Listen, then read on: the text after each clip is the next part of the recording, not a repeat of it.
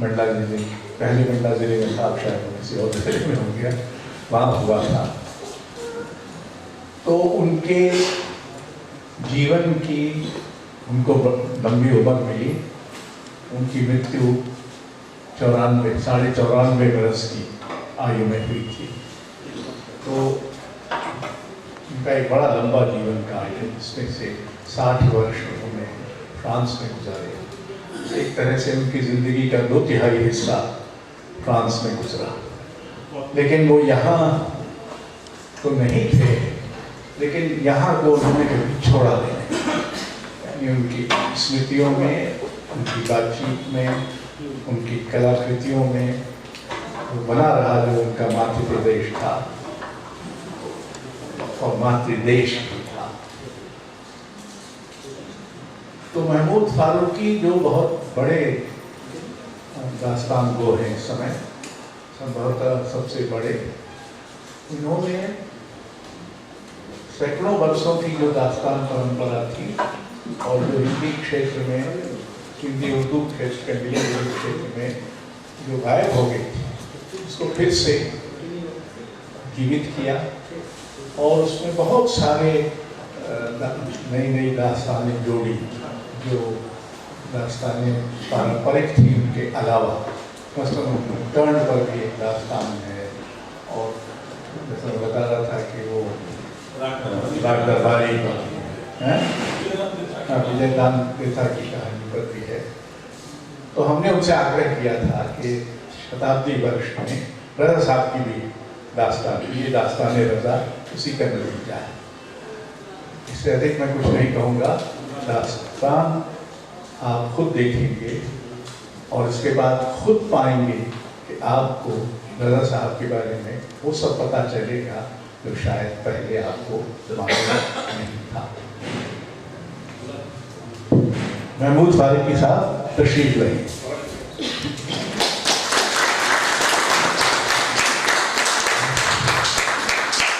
بہت شکریہ اشوک جی، آپ کا بہت شکریہ رضا فاؤنڈیشن کا، سنجیو کا، جن کی بدولت میں پہلے تو رضا صاحب تک پہنچا، پھر آپ کے پیچھے پیچھے چلتے ہوئے منڈلا پہنچا جو ان کی جنم بھومی ہے ایک طرح سے. تو بہت میں شکر گزار ہوں آپ لوگوں کا اور آپ تمام لوگوں کا. داستان گوئی جو فن ہے، جیسا اشوک جی نے کہا، بالکل ختم ہو گیا تھا، اور اس کو ریوائو کرنے میں دراصل سب سے بڑا ہاتھ اور بھومکا تھی جناب شمس الرحمان فاروقی صاحب کی، جو اردو کے اس زمانے کے اور ہمارے زمانے کے لیے بہت بڑے اسکالر، شاید سب سے بڑے اسکالر، آرٹسٹ، رائٹر، ایڈیٹر تھے. اور انہوں نے جیسا لکھا بھی، میں آکسفورڈ سے پڑھ کے آیا تھا اور میں آوارہ گھوم رہا تھا، تو انہوں نے مجھ سے کہا کہ یار تو داستان سنا لوگوں کو. تو پھر میں نے ان کی کتاب پڑھی، اور کتاب پڑھنے کے بعد جیسا کہتے ہیں میرے واقعی 14 طبق روشن ہو گئے، کیونکہ وہ اس قدر لاجواب کتاب تھی داستان گوئی کی پرمپرا اور ان کی ظاہری شاہی صاحب ترانی، کہ میں نے ہندوستان کے آزاد ہونے کے بعد سے ایسی نان فکشن کی کتابیں بہت کم ہی پڑھی ہیں. اور پھر انہوں نے 5 والیوم میں اس کی اسٹڈی کی. پھر 2020 میں کرونا کے چپیٹ میں آ کے فاروقی صاحب چلے گئے. تو جو بھی ریوائول ہے وہ انہی کی بدولت ہے، اور اس داستان میں بھی بہت سی چیزیں ان کی میں نے شامل کی ہیں، خاص طور سے جو میر پہ ان کا بہت کارنامہ ہے، جو ایک عہدساز کام ہے، شعر شور انگیز اس کی چیزیں ہیں. کچھ چیزیں جناب مجید رضوی صاحب کی ہیں، جن کی کتاب پدماوت پہ اور کبیر اور تلسی پہ دیگر ان کے جو مضامین ہیں وہ راج کمل سے آئی ہیں. اور کچھ چیزیں میں نے اپنے والد سے لی ہیں، کچھ چیزیں میں نے اشوک جی سے لی ہیں، اور کچھ چیزیں، بہت سی چیزیں میں اشوک جی سے چاہتا ہوں زندگی بھر لیتا رہوں، کیونکہ لکھنا، بولنا، کام کر لینا یہ سب آسان کام ہے. ان کے اندر بیٹھ کے سننے کی جو क्षमता ہے وہ اپنے آپ میں جو ہے وہ اس قدر غیر معمولی ہے. نہ صرف آپ لوگوں کو بلکہ لگاتار سال میں بیٹھ کے لوگوں کو سننا یہ بہت ہی غیر معمولی بات ہے. کیونکہ میری کوئی حیثیت نہیں، کوئی جسارت نہیں، لیکن اس عمر میں بھی مجھے سننے میں بڑی کوفت ہوتی ہے، کیونکہ میرے خود بولنے کا دل کرتا ہے. تو میں جو ہے وہ بہت زیادہ اس سے مطلب اس کے علاوہ جو انسٹیٹیوشن بلڈنگ کا ان کا کام ہے اور باقی جو سارے کام ان کے بارے میں آپ سب معلوم ہے آپ کو. تو اب میں چونکہ رضا پہ داستان کرنے جا رہا ہوں، اس لیے ان پہ بھی داستان میں کم کروں گا. تو بہت شکریہ آپ کا. یہ لائٹ بیچ میں آف کر دیجیے گا. براہ راست سننے آئے ہیں، اگر آپ کو ویڈیو کے ذریعے دیکھنا دکھانا ہوتا تو پھر ہم ویڈیو بھی ڈال دیتے آن لائن. تو یہ لائیو سننے کی، سنانے کی چیز ہے، اس لیے لائیو سنیے. اور جن دوستوں کو آپ دکھانا چاہتے ہیں ان کو میرے اگلے پروگرام میں بھیجیے، تاکہ وہ پھر میرا بھی فائدہ ہو، ان کا بھی فائدہ ہو.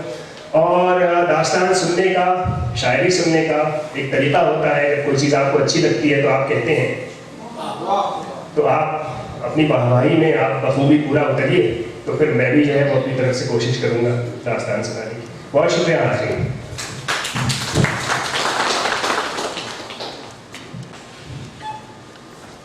तो जनाब, हुआ यूं कि एक बार पेरिस में रजा साहब की एक तस्वीर देखकर दिल्ली के मशहूर art gallery Badera art gallery के मालिक अरुण बडेरा ने रजा साहब से पूछा, रजा साहब इस तस्वीर का मतलब क्या है? मैंने कहा, भाई तुम तस्वीर में मतलब पूछते, नीचे मानीदार, मान लो तो शंकर, न मानो तो कंकर, क्योंकि तस्वीरें तो बन जाती हैं, बनाई नहीं जाती। इस बात को हाजी मिर्जा अब्दुल कादिर बेदिल, हिंदुस्तानी फारसी शायरी के शायद सबसे बड़े शायर, यूं कहते हैं कि शेर खूब मानी न दारत, खूबसूरत शेर को मानी की जरूरत नहीं है, शेर हम तशबीह खुद दारत, शेर अपनी तशबीह खुद रखता है। और रजा साहब के पसंदीदा फ्रांसीसी शायर स्टीफन मलार ने कुछ इस तरह कहते हैं, एक खूबसूरत मिसरा जो कम मानी है उस मिसरे से कहीं ज्यादा बेहतर है जो कसीरुल मानी है लेकिन कम खूबसूरत। और वी.एस. गायतोंडे, रजा साहब के देरीना दोस्त और बहुत बड़े पेंटर, वो कहा करते थे कि भाई तस्वीरों को देखना चाहिए, उनको महसूस करना चाहिए, उन पे बात नहीं करनी चाहिए। तस्वीरों को महसूस कैसे किया जाए? तस्वीरों को महसूस करने के लिए जिन इंद्रियों की, जिन शक्तियों की जरूरत है, उनके बारे में केनोपनिषद में सवाल उठाया गया कि ओम केनशितम पतति प्रेषितम मन केन प्राणम प्रथमम प्रयतियुक्तः केनशिताम वाचमिमाम वादन्ति चक्षुश्रोत्रम काउ देवो यः। कौन है जो हमें ये ज़हन रसा देता है? कौन है जो हमारे जिस्म में प्राण का, रूह का संचार करता है? कौन है जो हमें नुत्फ की गुफ्तार की ताकत देता है? कौन है जो हमें आँख कान नाक देता है? तो हुवल्लज़ी जअल लकुमुस-समअ वल-अब्सार वल-अफ़इदा क़लीलन मा तशकुरून, वही है जो तुमको कान आँख नाक देता है लेकिन तुम ठीक से उसका शुक्रिया अदा नहीं करते। क्यों? क्योंकि जैसा बाइबल में कहा, O you foolish people who do not understand, who have eyes and see not, who have ears and hear not। आँख और कान समझ रखते हुए भी हम चीजों को क्यों नहीं समझ पाते? क्योंकि चीजों को समझने के लिए उनकी समझ दरकार है। इसीलिए जॉन बर्गर कहता है कि चीजों को देखना और उनको समझना दो अलग अलग बातें हैं, और ये रिश्ता तमाम जिंदगी हम सब के लिए बनता बिगड़ता रहता है। रजा साहब का मानना था कि तस्वीरों को देखने के लिए, जिंदगी जीने के लिए, काम करने के लिए, तस्वीरें बनाने के लिए, उन सब के लिए दिव्य शक्तियों की जरूरत है। वो दिव्य शक्तियां क्या है? नूर। वो नूर जो अपनी रोशनी से हमारे अंदर को, बाहर को, इस पूरी दुनिया को मुनव्वर करता है। और अल्लाह क्या है? वो नूर है जमीन और आसमान का। और मिसाल उसके नूर की ऐसी है कि जैसे कोई चिराग हो, वो चिराग एक कंदील में रखा है, वो कंदील एक ताक में रखी है, और उस कंदील के जो शीशे हैं वो तारों से ज्यादा रोशन है, और उस दिए की जो लौ है उसे आग की जरूरत नहीं, वो हमेशा जलता रहता है, और वो अपने नूर से हमारी हिदायत करता है, और वो हमें किस्से सुनाता है ताकि हम समझ सकें। तो जनाब, पेश है दास्ताने रज़ा। तो फरमाया रज़ा साहब ने कि हसब नसब में, शराफत में नाम आवर हूँ, अली का पोता हूँ, सादात का दिलावर हूँ, है जिनके नाम से सब चांद सितारे रोशन, उन्हीं की नस्ल से मैं भी गुलामे हैदर। तो जो जानता है सो जानता है, जो नहीं जानता सो जान ले कि जद्दे अमजद यानी परदादा सैयद हैदर रजा के 1857 की क्रांति के और उस मानी खेज और इनकलाबी जंग के बहुत बड़े सूरमा और अंग्रेजों के खिलाफ लड़ रहे थे। लेकिन अंग्रेजों ने जब दिल्ली पर मुहासरा किया और सिपाही दिल्ली से निकले मजबूर होकर, शाम होते होते वो टोली जब गाजियाबाद पहुंची तो अजीब सी सदा उनके कानों में आई कि नदी नर्मदा का जल गरजे, गरजे गंगा की धार, नदी नर्मदा का जल गरजे, गरजे गंगा की धार। तब एक सिपाही ने पूछा, ये कैसी सदा है जिसे सुनकर दिल लरसता है और लहू की गर्दिश आपकी तेज होती है? जब मेरठ का गाजी गोया हुआ, हमारी किसी बस्ती में आधा उदल पड़ी जाती है। ये बरसात अब के लंबी खिंची है और आधा उदल की सभा बस्ती बस्ती जमती। तो पहाड़ों को रौंदता और जंगलों को खौंदता सिपाहियों की टोली, ये लश्कर तमाम हिंदुस्तान में बिखरा। कुछ ताकिया टोपे की फौजों के साथ मिले और उन्हीं में से एक साहब उनके परदादा यहीं नर्मदा किनारे गोंड राजा के राज में आकर बसे। यहीं 100 बरस पहले सैयद हैदर रजा का जन्म हुआ। वो कहते हैं, अपने बचपन की अव्वलीन यादों के बारे में सोचता हूँ तो सबसे साफ और शफाफ याद है यहाँ के जंगलों की। जिंदगी पुरस्कारियत तवानाई, दिलकशी से भरपूर जंगल, बेइंतहा खूबसूरत दिन, लेकिन बड़ी खौफनाक और डरावनी रात। मेरे वालिद साहब सैयद रजी हैदर डिप्टी फॉरेस्ट रेंजर थे, बड़े ईमानदार और खरे आदमी थे। वो जहाँ भी जाते वहाँ से कीमती पत्थर बटोर कर लाते। वालदा मेरी हाजरा बेगम मजाक में कहती, क्या बच्चों के इसमें पत्थर ही छोड़ जाओगे, लेकिन वो हंस के टाल देते। बड़ी तनख्वाह के बावजूद उन्होंने कभी पैसे जमा करने के बारे में नहीं सोचा। वो बड़े सख्त मिजाज आदमी थे, बहुत अच्छे निशानेबाज थे, दूर दूर तक उनकी शोहरत थी, लोग उनसे मिलने आते थे। दिल्ली से कभी कभी अंग्रेज आते थे। रात को अलाव चलता, आदिवासी मर्द औरत कतार में नाचते गाते एक दूसरे की तरफ बढ़ते। ये मुकाबला होता किसी औरत को जीतने का, जो गाने में हारता वो मुकाबला हार जाता। वालिद साहब ये सब रस्म व रसूमात जानते थे। आज भी मुझे दिखाई देते हैं वो अलाव, वो आदिवासी मर्द औरत में गाते हुए दूसरे की तरफ बढ़ते हुए। वो चांदनी रातें आती हैं उसको देखने मौजें कशा कशा, आती हैं उसको देखने मौजें कशा कशा, साहिल के बाल खोले नहाती चांदनी। गुजरात। वालिद साहब बड़े पक्के नमाजी थे, नमाज पे बड़ा जोर देते। हमारा ध्यान भटकता पर वो कहते नहीं, नमाज बहुत जरूरी चीज है। कभी कभी खाना खाते वक्त वो कोई शेर पढ़ते मीर का या गालिब का, और मैं बिना समझे उन्हें याद कर लेता कि पगड़ी अपनी संभालिएगा मीर, और बस्ती नहीं ये दिल्ली है। वालदा भी शेर पढ़ती, उन्हें भी मैं याद करता। मगर हम सब भाई बहन बहुत से थे, हम सब अपने आसपास के माहौल में बहुत रमे जमे थे। हम रामचरितमानस की चौपाइयाँ पढ़ते, हनुमान चालीसा सुनाते, आला उदल के गीत गाते, मंदिरों में जाते। वालिद साहब ने कभी ऐतराज नहीं। फिर हम थोड़ा बड़े हुए और मंडला आ गए। यहाँ मैंने पहली बार तस्वीरें बनानी शुरू की, धूप छांव की, पेड़ों की, झरनों की, नदियों की तस्वीरें। यहाँ नर्मदा जी पूरे शहर का डेरा लगाकर चक्कर लगाकर बहती थी। बड़े खूबसूरत गोंड किले थे, बड़े दिलकश दिलावेज घाट। आज भी नर्मदा जी का जिक्र आया है तो दो एक बातें उनके बारे में जो आप लोगों से बेशतर लोग जानते ही होंगे कि आप जानते हैं कि नर्मदा जी वो नदी है जहाँ कहते हैं गंगा जी अपने पाप धोने आती है। और ऐसा भी कहा जाता है कि शिव जी ने एक बार ऐसी घनघोर तपस्या की थी कि जो पसीना बहा उससे नर्मदा जी निकली। और ये भी कहते हैं कि एक बार ब्रह्मा जी रोए थे, एक आंसू से ब्रह्मपुत्र और दूसरे से नर्मदा जी निकली। और नर्मदा जी के ही किनारे जगत गुरु आदि शंकराचार्य अपने गुरु गोविंद भागवत पद से मिले थे। यहाँ जो पत्थर हैं कुदरती तौर पर बाणलिंग शिवलिंग ही होते हैं, इसीलिए मुहावरा है जितने नर्मदा के कंकर उतने शंकर।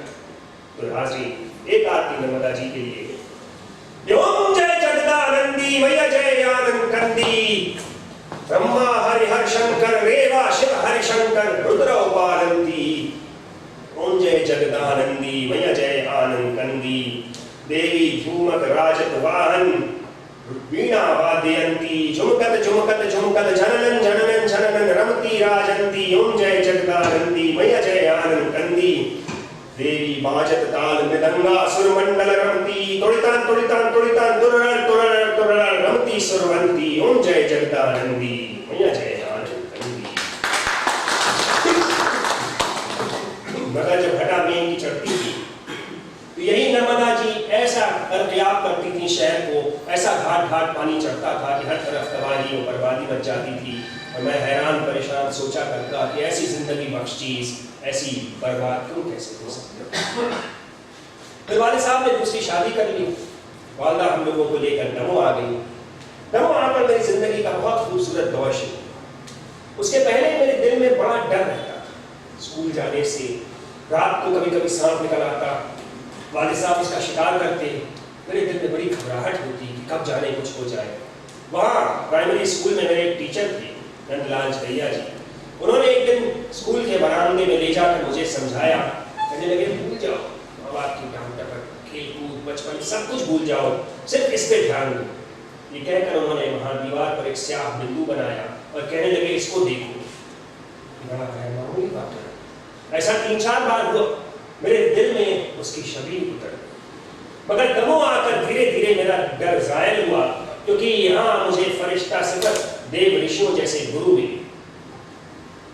سب سے پہلے دریاؤ سنگھ راٹھور جی میرے آرٹ کے ٹیچر تھے. وہ دیکھتے مجھے تصویریں بناتے ہوئے بڑی میری حوصلہ افزائی کرتے. وہ گھر آ کے لوگوں کو بتاتے کہ لڑکے میں بہت صلاحیت ہے، اس کے لیے اس کو اس راہ پر چلنا چاہیے. گوری شنکر لہری جی تھے، ہمیں ساہتیہ کا، درشن کا، دھرم کا سمگر درشن دیتے. یمنا پرساد ستھاپک جی تھے، ہر سال ہمالیہ جاتے اور رشیوں منیوں کے قصے لے کر آتے اور کہتے کہ منشیہ رکھ پگ پنکج پر دھیان. وہ کہتے جیون کمل پتھ پر پڑی پانی کی بوند ہے. اس زمانے میں مجھے میرا کا آویگ بہت اچھا لگنے لگا کہ میرے تو گردھر گوپال دوسرا نہ کوئے اور جو جو گورت شام رنگ کیوں کیوں اجول. ان استادوں کی، ان گروؤں کی محبت میرے لیے بہت اہم ہے، کیونکہ ماں باپ کے تمام لاڈ پیار کے باوجود جو ڈر میرے اندر بیٹھا تھا وہ دھیرے دھیرے زائل ہوتا چلا. میرے بڑے بھائی یوسف رضا بہت ذہین آدمی تھے، ساہتیہ میں بڑی ان کو دلچسپی تھی. انہوں نے اور میرے سارے اور دوستوں نے مل کر ہائی اسکول میں ہم نے ایک میگزین نکالی پشپانجلی نام کی، ادب کے بارے میں، شاعری کے بارے میں. میں نے اس کا سروق بنایا، پھول لیے ہوئے ایک عورت کے خوبصورت ہاتھ. ہمارے ہیڈ ماسٹر نے بہت اس کی تعریف کی اور کہا یہ لڑکے ہمارے اسکول کے رتن ہیں. مجھے بہت فخر. اب جو میں سوچتا ہوں تو مجھے لگتا ہے کہ کسی بھی انسان کے ابتدائی 10-12 سال اس کی زندگی کے سب سے اہم سال ہوتے ہیں. اس زمانے میں اس کا ذہن پوری طرح قائم نہیں ہوا ہو پاتا، لیکن جن تجربوں سے وہ گزرتا ہے وہ تمام زندگی اس کے ذہن کا تعین کرتی ہے. میرے لیے یہ ستپورہ کی پہاڑیاں، یہ نرمدا کی وادیاں، یہ گھاٹ، یہ پیڑ پودے، یہ کھلیہان، یہ بے انتہا اہم تھے. انہوں نے مجھے زندگی جینے کے ایک مخصوص زاویے سے روشناس کرایا.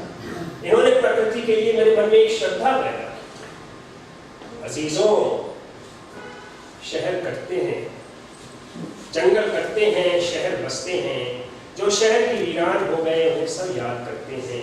ان جنگلوں کو بھی یاد کرو کہ ہر پیڑ، ہر شجر ایک شہر تھا، ہر شاخ ایک کوچہ، ہر پتی ایک گلی. وہ کہاں گئے کہ ہر شجر امید تھا، ہر شجر تھا یاس، ہر شجر کے سائے میں ایک شہر.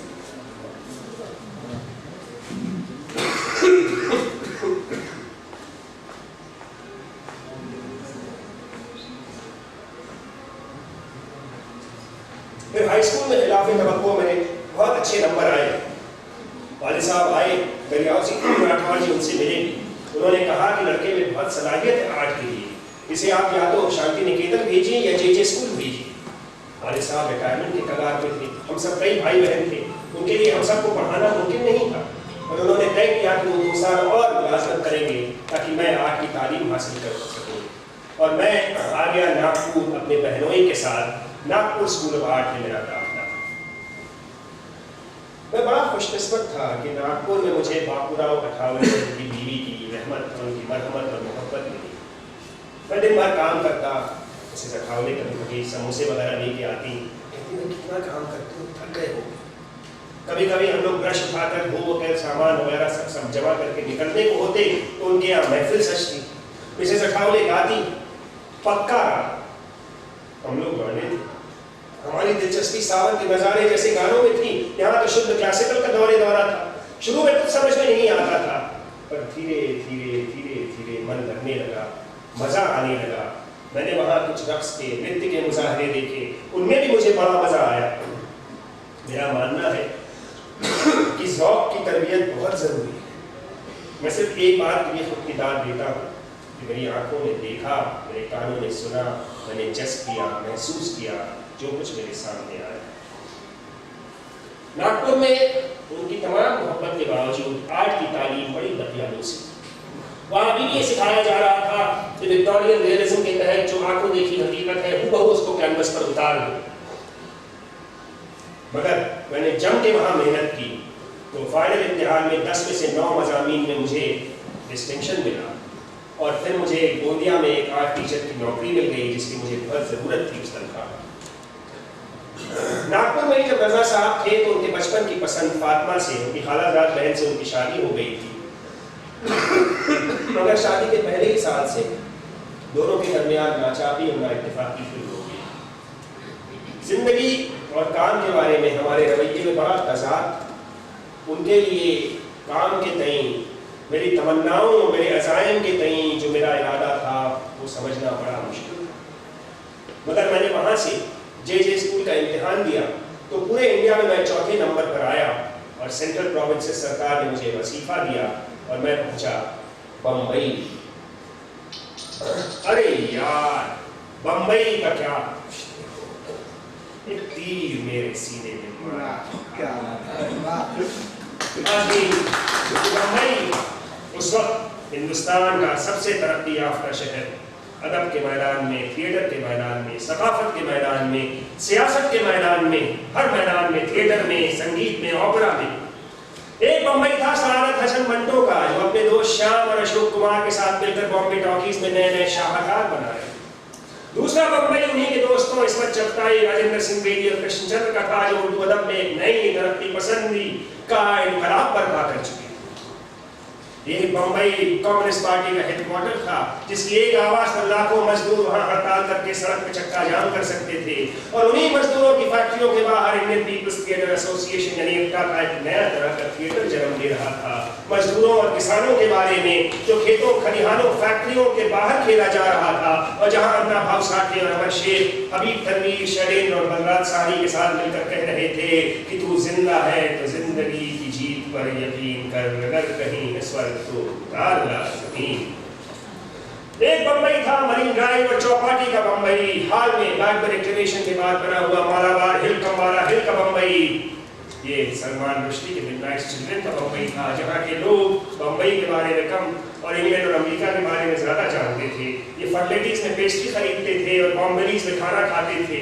मगर इस बम्बई को चौंकाने के लिए हाल में ही इंग्लैंड से लौटे थे सुल्तान बॉबी पदमसी, जो अपने भाई बहनों एलेक और रोशन और अपने दोस्त इब्राहिम अलकाजी उर्फ एल्क के साथ मिलकर एक ऐसा थिएटर पेश कर रहे थे जहां लोग, औरतें बिकनी पहनकर स्टेज पे आ जाया करती थीं, जहां शेक्सपियर के ड्रामों को तोड़ मरोड़ कर पेश किया जा रहा था और लोगों को चौंकाया जा रहा था। और ये सब इसीलिए मुमकिन था क्योंकि उस वक्त बम्बई में हजारों की तादाद में अमरीकी और अंग्रेजी फौजी मौजूद थे। दूसरी जंग अजीम के लिए हजारों की तादाद में हिटलर की दमनकारियों से भागे हुए यहूदी और जर्मन और दूसरे यूरोपियन नजात लोग।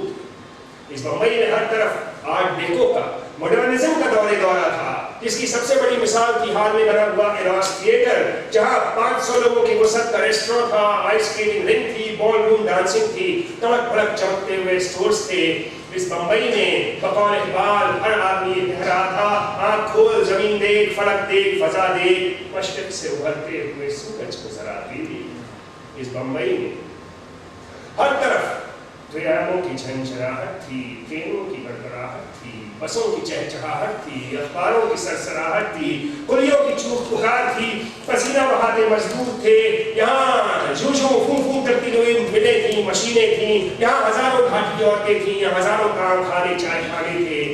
इस बम्बई में थिएटर में एक नई उमंग, अदब में एक नई तरक्की पसंदी, सियासत में एक नई पहल, हर तरफ ऐसा लगता था एक नया सवेरा आने को है, एक नया हिंदुस्तान बनने को है। यहाँ मजदूर और किसान ललकार कर कह रहा था कि सुनो कि हम बंदगान बेबस, बशीर भी है, नज़ीर भी है, हमी तुम्ही बेज़बान व बेकस, अलीम भी है, खबीर भी है। उठेगा जब जम में फरोशा, पड़ेंगे दारो रसन के लाले, कोई न होगा कि जो बचा ले, जजा सजा सब यहीं पे होगी, यहीं अज़ाब व सवाब होगा, यहीं पे रोज़े हिसाब।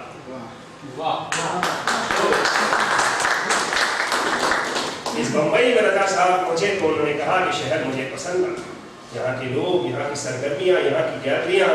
मगर तब तक पता चला कि जब वो पहुंचे थे तब तक जे स्कूल के एडमिशन की तारीख निकल चुकी थी और अटेंडेंस की शराइत को पूरा कर पाना उनके लिए मुमकिन न था। लिहाजा जे स्कूल में तो दाखिला उनको नहीं मिल सकता था। लेकिन इंदौर के एक दोस्त की मार्फत उनको फिरोज शाह मेहता रोड पर जलील साहब और अशफाक साहब ने एक्सप्रेस ब्लॉक स्टूडियो में डिजाइनर की नौकरी दी। वो जेकब सर्कल के गलीज सी खोली में रहते थे। दिन में एक टैक्सी ड्राइवर सोता था, रात को रजा साहब सोते थे। اتنی محنت سے انہوں نے کام کیا کہ 1 سال کے اندر جلیل صاحب نے ان کو وہاں چیف ڈیزائنر بنا.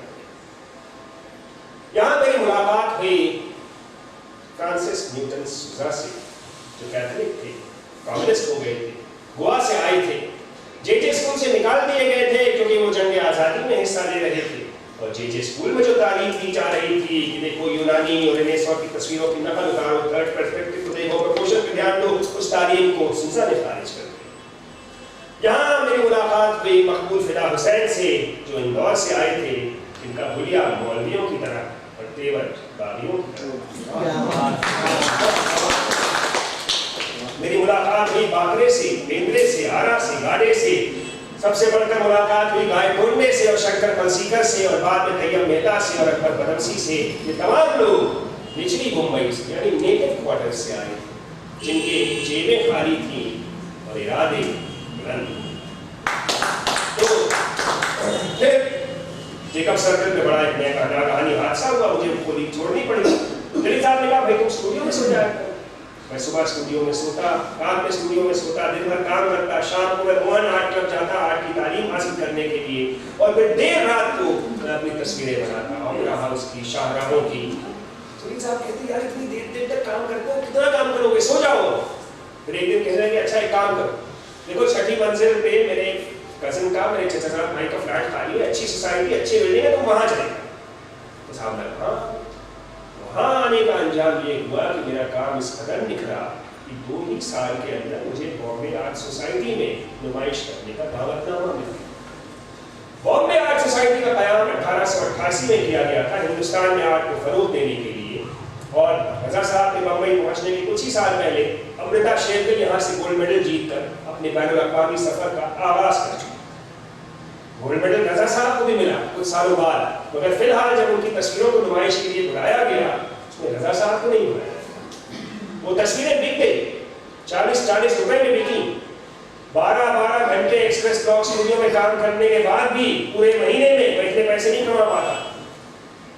لیکن اس سے زیادہ اہم بات یہ ہوئی کہ اگلے روز ٹائمز آف انڈیا میں ان کے جرمن آرٹ کرٹک روڈولف وان لیدن کا تبصرہ آیا ان تصویروں کے بارے میں. یہ نوجوان نظر میں کچھ صلاحیت دکھتی ہے, اس کے کام میں رنگوں کا بڑا اچھا امتزاج اور حرکت کا مظاہرہ کیا گیا. اس تبصرے کو پڑھ کر اگلے روز ایک اور جرمن صاحب ان سے ملنے آئے, روڈی شلیزنگر نام کے, یہ آرٹ کلیکٹر تھے اور انڈو فارما کمپنی کے ڈائریکٹر تھے. انہوں نے میری ملاقات کرائی والٹر لینڈہیمر صاحب سے, جو ٹائمز آف انڈیا کے آرٹسٹک ڈائریکٹر تھے. ان کو بھی میرا کام بڑا پسند آیا اور انہوں نے اپنی مخصوص جرمن نما انگریزی میں مجھ سے کہا I like your work mister Raja. Landheimer صاحب نے مجھے اپنے اسٹوڈیو میں کام کرنے کی پیشکش کی, اور میں دن بھر ان کے اسٹوڈیو میں کام کرتا. وہ شام کو آتے, میری تصویروں کا تجزیہ کرتے, وہ مجھے دکھاتے جین تصویریں, راجپوت تصویریں. وہ کہتے دیکھو ان میں کیا چیز نمایاں ہے, کیا خاصیت ہے. مجھے پکاسو کی تصویریں دکھاتے, متیس کی تصویریں دکھاتے, سیزا کی تصویریں دکھاتے, کہتے ان کا تجزیہ کرو, دیکھو ان میں کیا مشترک ہے, کیا اس میں مختلف ہے.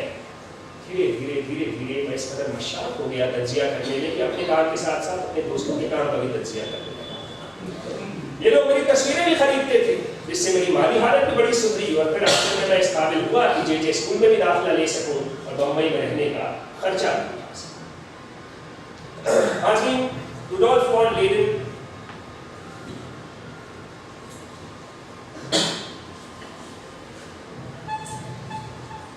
کیا ہوتا ہے, سگریٹ دے کر نہ پینا تو خاکہ بلغم جمع ہو جاتا. تو روڈولف وان لیڈن, روڈی شلیزنگر, والٹر لینڈہیمر, یہ لوگ نہ صرف رضا صاحب کی بلکہ بمبئی میں اس وقت جو بھی اور آرٹسٹ تھے, جو بھی مصور تھے, جو بھی پینٹرز تھے, ان کے یہ بہت اہم ثابت. ان لوگوں نے ہندوستان میں جو آرٹ کی تقریباً تعلیم وکٹورین ریئلزم حقیقت پسندی کے تحت دی جا رہی تھی, اس کے برخلاف یورپ کے تازہ ترین رجحانات سے انہیں روشناس کرنا. انہوں نے ایک مذاکرے کیے, تقریریں کیے, تبصرے کیے, ریویوز لکھے, ایک دوسرے کے کام کو سہارا دیا. لینڈہیمر تو رضا صاحب کی تصویریں بھی بناتے تھے, ان کے پورٹریٹس بنائے. اس طرح انہوں نے ایک نئی زمین, ایک نئی فضا تیار کی. بڑی غریبی اور مشقت. رام کمار کہتے ہیں کہ رضا صاحب ان دنوں کلیان میں رہتے تھے, مہینے میں صرف 2 بار, ہفتے میں صرف 2 بار بمبئی آ پاتے تھے. 1 گھنٹہ لگتا تھا اس وقت آنے میں. کبھی کبھی اتنے پیسے نہیں ہوتے تھے کہ بیوی کا علاج کرا سکتے. ایک بار میں نے اپنی بہن کے نام پر ان کی ایک تصویر 200-300 روپے کی خریدی جس سے ان کی کچھ مدد. وہ راجہ رام کے اسٹوڈیو میں کام کرتے تھے. ہم لوگ وہاں ملتے, کبھی کبھی دیر ہو جاتی, چٹائی بچھا کے وہاں سو جاتے, کبھی کسی رانی چائے خانے میں, کبھی بڑی ڈرائیو پہ, چوپاٹی پہ. اکثر ہم لوگ سدھاکر دیکشت کے ریسٹورینٹ چیتنا میں ملتے. ادیب, صحافی, انقلابی, بڑے بڑے یہاں پہ سیاسی لیڈر جمع ہوتے, بحثا بحثی ہوتی, مگر رضا کو صرف ایک ہی چیز کی دھن تھی, وہ تھی اپنے کام کی. دن رات صرف کام اس کے سر پر سوار ہے. اب جو پیچھے مڑ کے دیکھتا ہوں مجھے لگتا ہے کہ بمبئی کے یہ 7 سال میری آنکھیں کھولنے کی, بیدار ہونے کی. ایسے تو بچپن بیداری کا دور ہوتا ہے, تو میرے لیے بمبئی کا یہ دور بھی بیداری کا دور. وہاں پہنچ کر مجھے سمجھ میں آیا کہ مصوری کے بنیادی اصول پر کس طرح میں اپنی قدرت چلاؤں. مجھے سمجھ میں آیا کہ جیسے شاعر یا کوی کی شبدوں پر اور الفاظ پر اور معنی پر پکڑ ہوتی ہے, املا پر پکڑ ہوتی ہے, ویسے ہی مصور کے لیے رنگوں پر, لکیروں پر, نقش پر اسی طرح نور ہونا چاہیے. میں وہاں پہنچا, میں بڑا خوش قسمت تھا. میں پہنچا, مجھے موہن کلکرنی جیسے ٹیچر ملے. سوچئے مدھیہ پردیش کے ایک چھوٹے سے قصبے سے ایک آدمی آرٹ کی تلاش میں سرگردہ بمبئی پہنچے اور اسے ایک گرو, ایک آرٹ کلیکٹر اور ایک کرٹک مل جائے, اس کے لیے کتنی خوش قسمتی رہی. اس زمانے میں جب میں بمبئی پہنچا بڑی سرگرم جگہ تھی. بیندرے نئے نئے تجربے کر رہے تھے, لینڈسکیپ بنا رہے تھے, لینڈ ہیمر بھی نئے نئے تجربے کر رہے تھے. مجھے شنکر پلسیکر جی ملے. وہ بعد میں جے اسکول میں میرے ٹیچر تھے. وہ ہندی میں, مراٹھی میں, سنسکرت میں چھند سناتے تھے. وہ آرٹ کی تاریخ پر, فلسفے پر مجھ سے بات کرتے تھے. مجھے آر وی کرشنن جی ملے, بعد میں ٹائمز آف انڈیا سے جڑے. وہ مجھے آرٹ کی تاریخ پر کتابیں دیتے تھے. آر وی بال جی تھے کتابوں میں. میں ایک چھوٹے سے گاؤں سے ہندی ساہتیہ اور ہندو دھرم میں رچا بسا بمبئی پہنچا تھا, جہاں ہر طرف فرائڈ کا اور مارکس کا اور ڈاس کیپٹل کا بول بالا تھا. سوزا تھا ہم سب میں سب سے زیادہ ذہین, روز نئی نئی کتابیں پڑھ کے آتا اور جدید مصوروں کی ہم کو جدوجہد کی داستانیں سناتا. اس نے مجھے پہلی بار سمجھایا کہ کیپٹل کیا ہے, کیسے سرمایہ سماج کو اپنی گرفت میں لیتا ہے, کیسے ہماری ذہنیت کو طے کرتا ہے, کیسے ہم کو طبقوں میں بانٹتا ہے اور طبقوں کے حساب سے ہماری فکر کو تعین کرتا ہے. مجھے اکبر پدمسی ملے جنہوں نے مجھے فرائڈ سمجھایا. انہوں نے مجھے سمجھایا ڈیزائر کیا ہے, سبلیمیشن کیا ہے. مجھے سمجھ میں آیا کہ انسان کی شخصیت اکہری نہیں, انسان ایک ساتھ بہت جابر اور ظالم اور بہت محبتی بھی ہو سکتا ہے, ایک ساتھ بہت بزدل بھی ہو سکتا ہے اور بہادر بھی ہو سکتا ہے. یہ چیزیں میرے لیے بہت اہم ہیں. میرا ماننا ہے کہ میرے اوپر مصوروں اور نقادوں سے کہیں زیادہ اثر کویوں کا, ادیبوں کا, شاعروں اور دانشوروں کا. شنکر پلسیکر جی اکثر اپنشد کا ایک شلوک پڑھتے تھے. گروؤں کا دیا ہوا تصور کہ نہ کرشنم نہ شکلم نہ رکتم نہ پیتم نہ کبجم نہ پینم نہ ہرشم نہ دیرھم نہ روپم تتھا جوتراکار تتوم تدیکا وششٹم شیوہ کیولوہم. نہ وہ سیاہ ہے, نہ سفید ہے, نہ چھوٹا ہے, نہ بڑا ہے, نہ اس کا کوئی لال ہے, نہ پیلا ہے, نہ اس کا کوئی روپ ہے, نہ آکار ہے, اور صرف جیوتی اور نور ہے. وہ اکثر ایک میل کی لائن پڑھتے, آنو بھدرا کرتو ینتو وشوتا, بھدر وچار دنیا میں سے جہاں آئے انہیں آنے. مجھے محمد صاحب کی حدیث یاد آتی, خذ ما صفا ودع ما قدیر, جو اچھا ہے اسے لو اور جو برا ہے اسے چھوڑ دو. یہ حکمت کو ایک گمشدہ لال سمجھو, جہاں پاؤ اپنا اسے مال سمجھو. بہت اہم. میں نے کہا نہیں, یہ میرے اندر کی تپش, یہ میری بے چینی, یہ میرا سوز نہاں, یہ میرا سرمایہ ہے, میری کمزوری نہیں, میں اس کا استعمال کروں. اس زمانے میں ہم سب مصوروں نے, جو ہم سب فنکار آرٹسٹ تھے, ہم میں غریبی اور نوجوانی کے علاوہ جو قدر مشترک تھی وہ تھی آرٹ کی بہتر سمجھ. ہم سب دریافت میں اس ہم جاننا چاہتے تھے کہ بھئی آرٹ کیا ہے, انٹرنیشنل آرٹ کیا ہے. کیا ہمارا فرض ہے کہ وہی دقیانوسی جو حقیقت پسندی آنکھوں دیکھی گہری سچائی ہے اس کو ہم کینوس پر اتار دیں. ہم جانتے تھے کہ حقیقت کے ستیہ کے انگنت روپ ہیں جو سب کے سب آنکھوں سے نہیں دکھائی دے سکتے. ان ستیہ کو ہم کیسے کینوس پر اتاریں. ہم جاننا چاہتے تھے کہ مٹن چری کیا ہے. ہم جاننا چاہتے تھے کہ سوتین میں موگلیانی میں کیا فرق ہے, حالانکہ دونوں نیو تصویریں بناتے ہیں. ہم جاننا چاہتے تھے کہ انٹرنیشنل آرٹ کیا ہے. سوال کھڑے کرنا, تجسس کرنا, شک کرنا, یہ ہمارا خاصہ تھا. دراصل اپنے مختلف تجربات سے اور اپنے اپنے سفر سے گزر کر ہم سب سگنیفیکنٹ آرٹ کے متلاش ہیں. सिग्निफिकेंट आर्ट की इस्तिलाह 1914 में क्लाइव बेल ने दी थी, जिसने कहा था कि किसी चीज को आर्ट कहलाने के लिए जरूरी नहीं कि वो खूबसूरत हो, जाज़िबे नजर हो, दिलकश हो। अगर कोई तस्वीर आपके अंदर कोई भी रस, हिस, जमालियाती हस, कोई बोझ पैदा करती है, तो दिखने में भले ही वो कुरूप हो, बदसूरत हो, वो करीब हो, वो आर्ट कहलाए। चीजें जैसी दिखती हैं वैसा दिखाना जरूरी नहीं, और आर्ट कहलाने के लिए चीजों का खूबसूरत होना जरूरी नहीं। इन दो उसूलों पर हम लोग कार फरमा थे और कामजन। इसी उथल पुथल में और इसी मद्दोजज़र में आखिर वो दिन आया जिसके बारे में फैज ने कहा था, ये दाग दाग उजाला, ये शब रज़ीक़ सहर, इंतज़ार है इसका, ये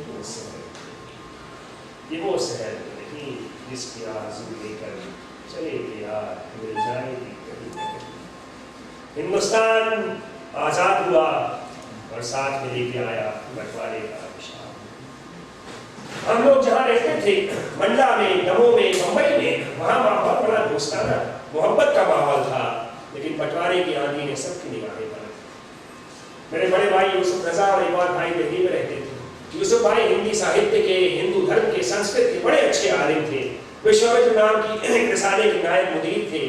मगर जब घर के घर जलाए गए तो उन्हें अपना घर छोड़ना पड़ा और वो पुराने किले में एक शरणार्थी कैंप में आ गए। मेरी बहन और बहनों ही दमोह में रहते थे, वहाँ के बहुत इज्जतदार लोगों में समझे जाते थे, मगर वहाँ के मेयर ने कुछ ऐसी हालत आमेज बातें की और ऐसे हालात पैदा किए कि उन्हें भी वो जगह छोड़कर पहले भोपाल फिर बम्बई आना पड़ा। आखिर वो पाकिस्तान चले गए। तो यूसुफ भाई का घर जब जला दिया गया तो उन्होंने भी हाथ खड़े कर दिए। हम सब के मन में अपने गुरुओं के तई, अपनी मिट्टी के तई, अपने देश के तई बड़ी यकीनत, बड़ी श्रद्धा है। मगर हालात ऐसे थे कि यूसुफ भाई मजबूर हो गए। मेरा बेशतर खानदान पाकिस्तान चला गया। फातिमा भी अपने भाइयों के पास कहीं चली गई, मगर मैं नहीं गया, जिसकी सबसे बड़ी वजह थे महात्मा गांधी। मैं जब छोटा था 10-12 बरस का, तो पहली बार मैंने उनको देखा था। वो मंडला आए थे। मुझे याद है हम लोग यूसुफ भाई और मैं अपने चौकीदार के साथ उनको सुनने आए थे, और रास्ते में एक अंग्रेज औरत मिली थी जिसने अपनी टूटी फूटी हिंदी में हमसे कहा था कि वो भी गांधी जी को सुनने जा रही है।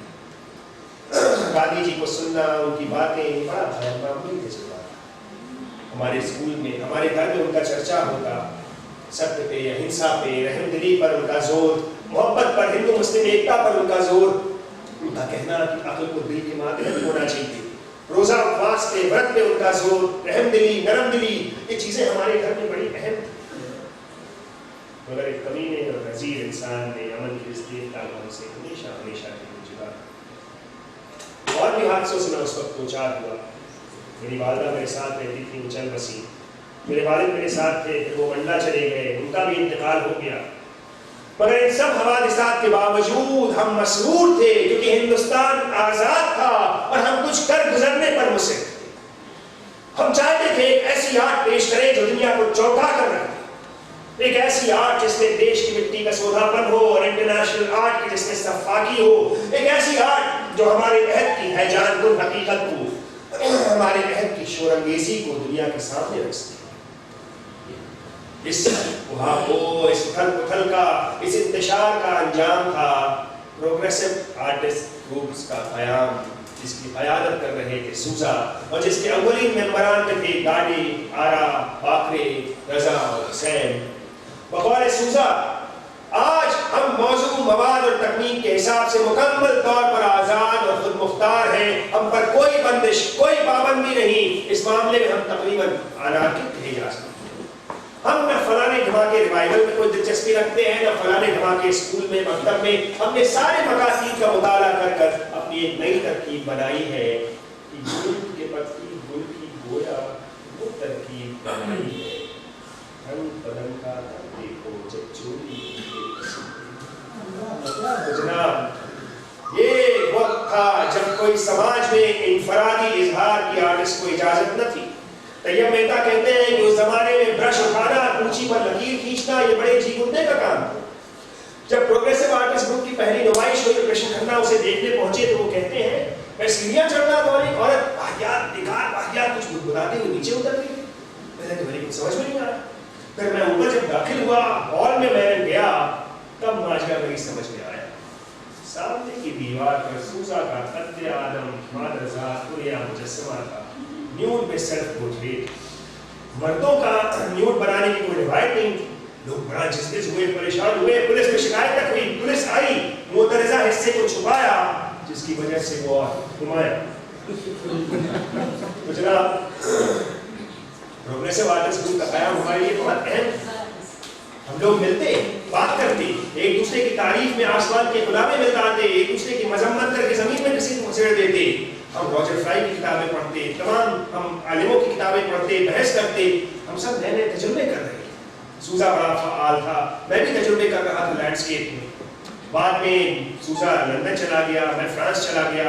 कृष्ण खन्ना, गायतुल्य वगैरह ग्रुप से जुड़े, मगर ऐसा नहीं कि हमने किसी ने ग्रुप में इस्तीफा दे दिया। हम जिंदगी एक दूसरे की काम में एक दूसरे की मदद करते रहे, सहारा करते रहे, मुश्तरका नुमाइशें करते रहे। हमने आपस में मोहब्बत की, रकाबत की, बुग़्ज़ किया, अदावत की, वो सब कुछ किया। तो खानदान तो बंटवारे के 1 साल बाद हाज़िरी। रज़ा साहब को कश्मीर बुलाया शेख अब्दुल्ला ने। बगदाद सानी और ख्वाजा अहमद अब्बास भी थे। रज़ा साहब खूब वहाँ घूमे और सैकड़ों तस्वीरें उन्होंने बनाई। और सबसे अहम बात जो हुई, वहाँ उनकी मुलाकात हुई मशहूर फ्रांसीसी फोटोग्राफर ऑनरी कार्पियान ब्रेसॉन से। ब्रेसॉन की उसी ज़माने की गांधी जी के आखिरी सफ़र की तस्वीरें दुनिया भर में तहलका मचा चुकी थी। ब्रेसॉन ने रज़ा साहब का काम देखा, कहने कि बहुत तस्वीरों में बहुत सलाहियत है, मुझे बहुत अच्छी लगी। तुम्हारी तस्वीरों में जज्बात है, तुम तस्वीरों को वज़ा करना सीखो। तस्वीरें तामीर की जाती, जैसे इमारत बनाई जाती है, नींव होती है, बुनियाद होती है, दीवार होती है, छतें होती हैं, बीम होती है, ऐसी तस्वीरें भी वज़ा की जाती है। उन्होंने फ्रांसीसी कंस्ट्रक्शन का इस्तेमाल किया। उन्होंने कहा कि भाई देखो, तुम सिजा के काम कर रहा। वाक़या यह है कि हम सब के लिए 20वीं सदी फ्रांस की जो मुसव्विरी की रिवायत थी, वो वैसी हमारे दिलों में बैठी हुई थी। 20वीं सदी की सबसे तवाना, सबसे जिंदा रिवायत। और फिर उसी ज़माने में होमी भाभा ने एक और नुमाइश की। उन्होंने वहाँ से बड़े बड़े प्रिंट मंगाए, कद्दावर, कद्दे आदम प्रिंट्स, सिजा के, पिकासो के, मतीस के। मैंने उन्हें देखा, फिर तो मैं मचल गया कि अब तो मुझे फ्रांस जाना ही जाना है। फ्रांस जाने के लिए वजीफे की ज़रूरत, वजीफे के लिए फ्रांसीसी की ज़रूरत थी। तो मैंने बाकायदा ऑनिया फ्रांस से जाके फ्रांसीसी पढ़ना सीखना शुरू किया। उसी ज़माने में एक और नुमाइश हुई। हिंदुस्तान के आज़ाद होने के बाद ब्रिटिश अकेडमी ने हिंदुस्तानी आर्ट में एक बहुत बड़ी नुमाइश वाइसरॉय हाउस यानी जो राष्ट्रपति भवन है वहाँ पर मुनक़्क़िद की। हम लोग उसे देखने गए, मैं, सूजा और हुसैन।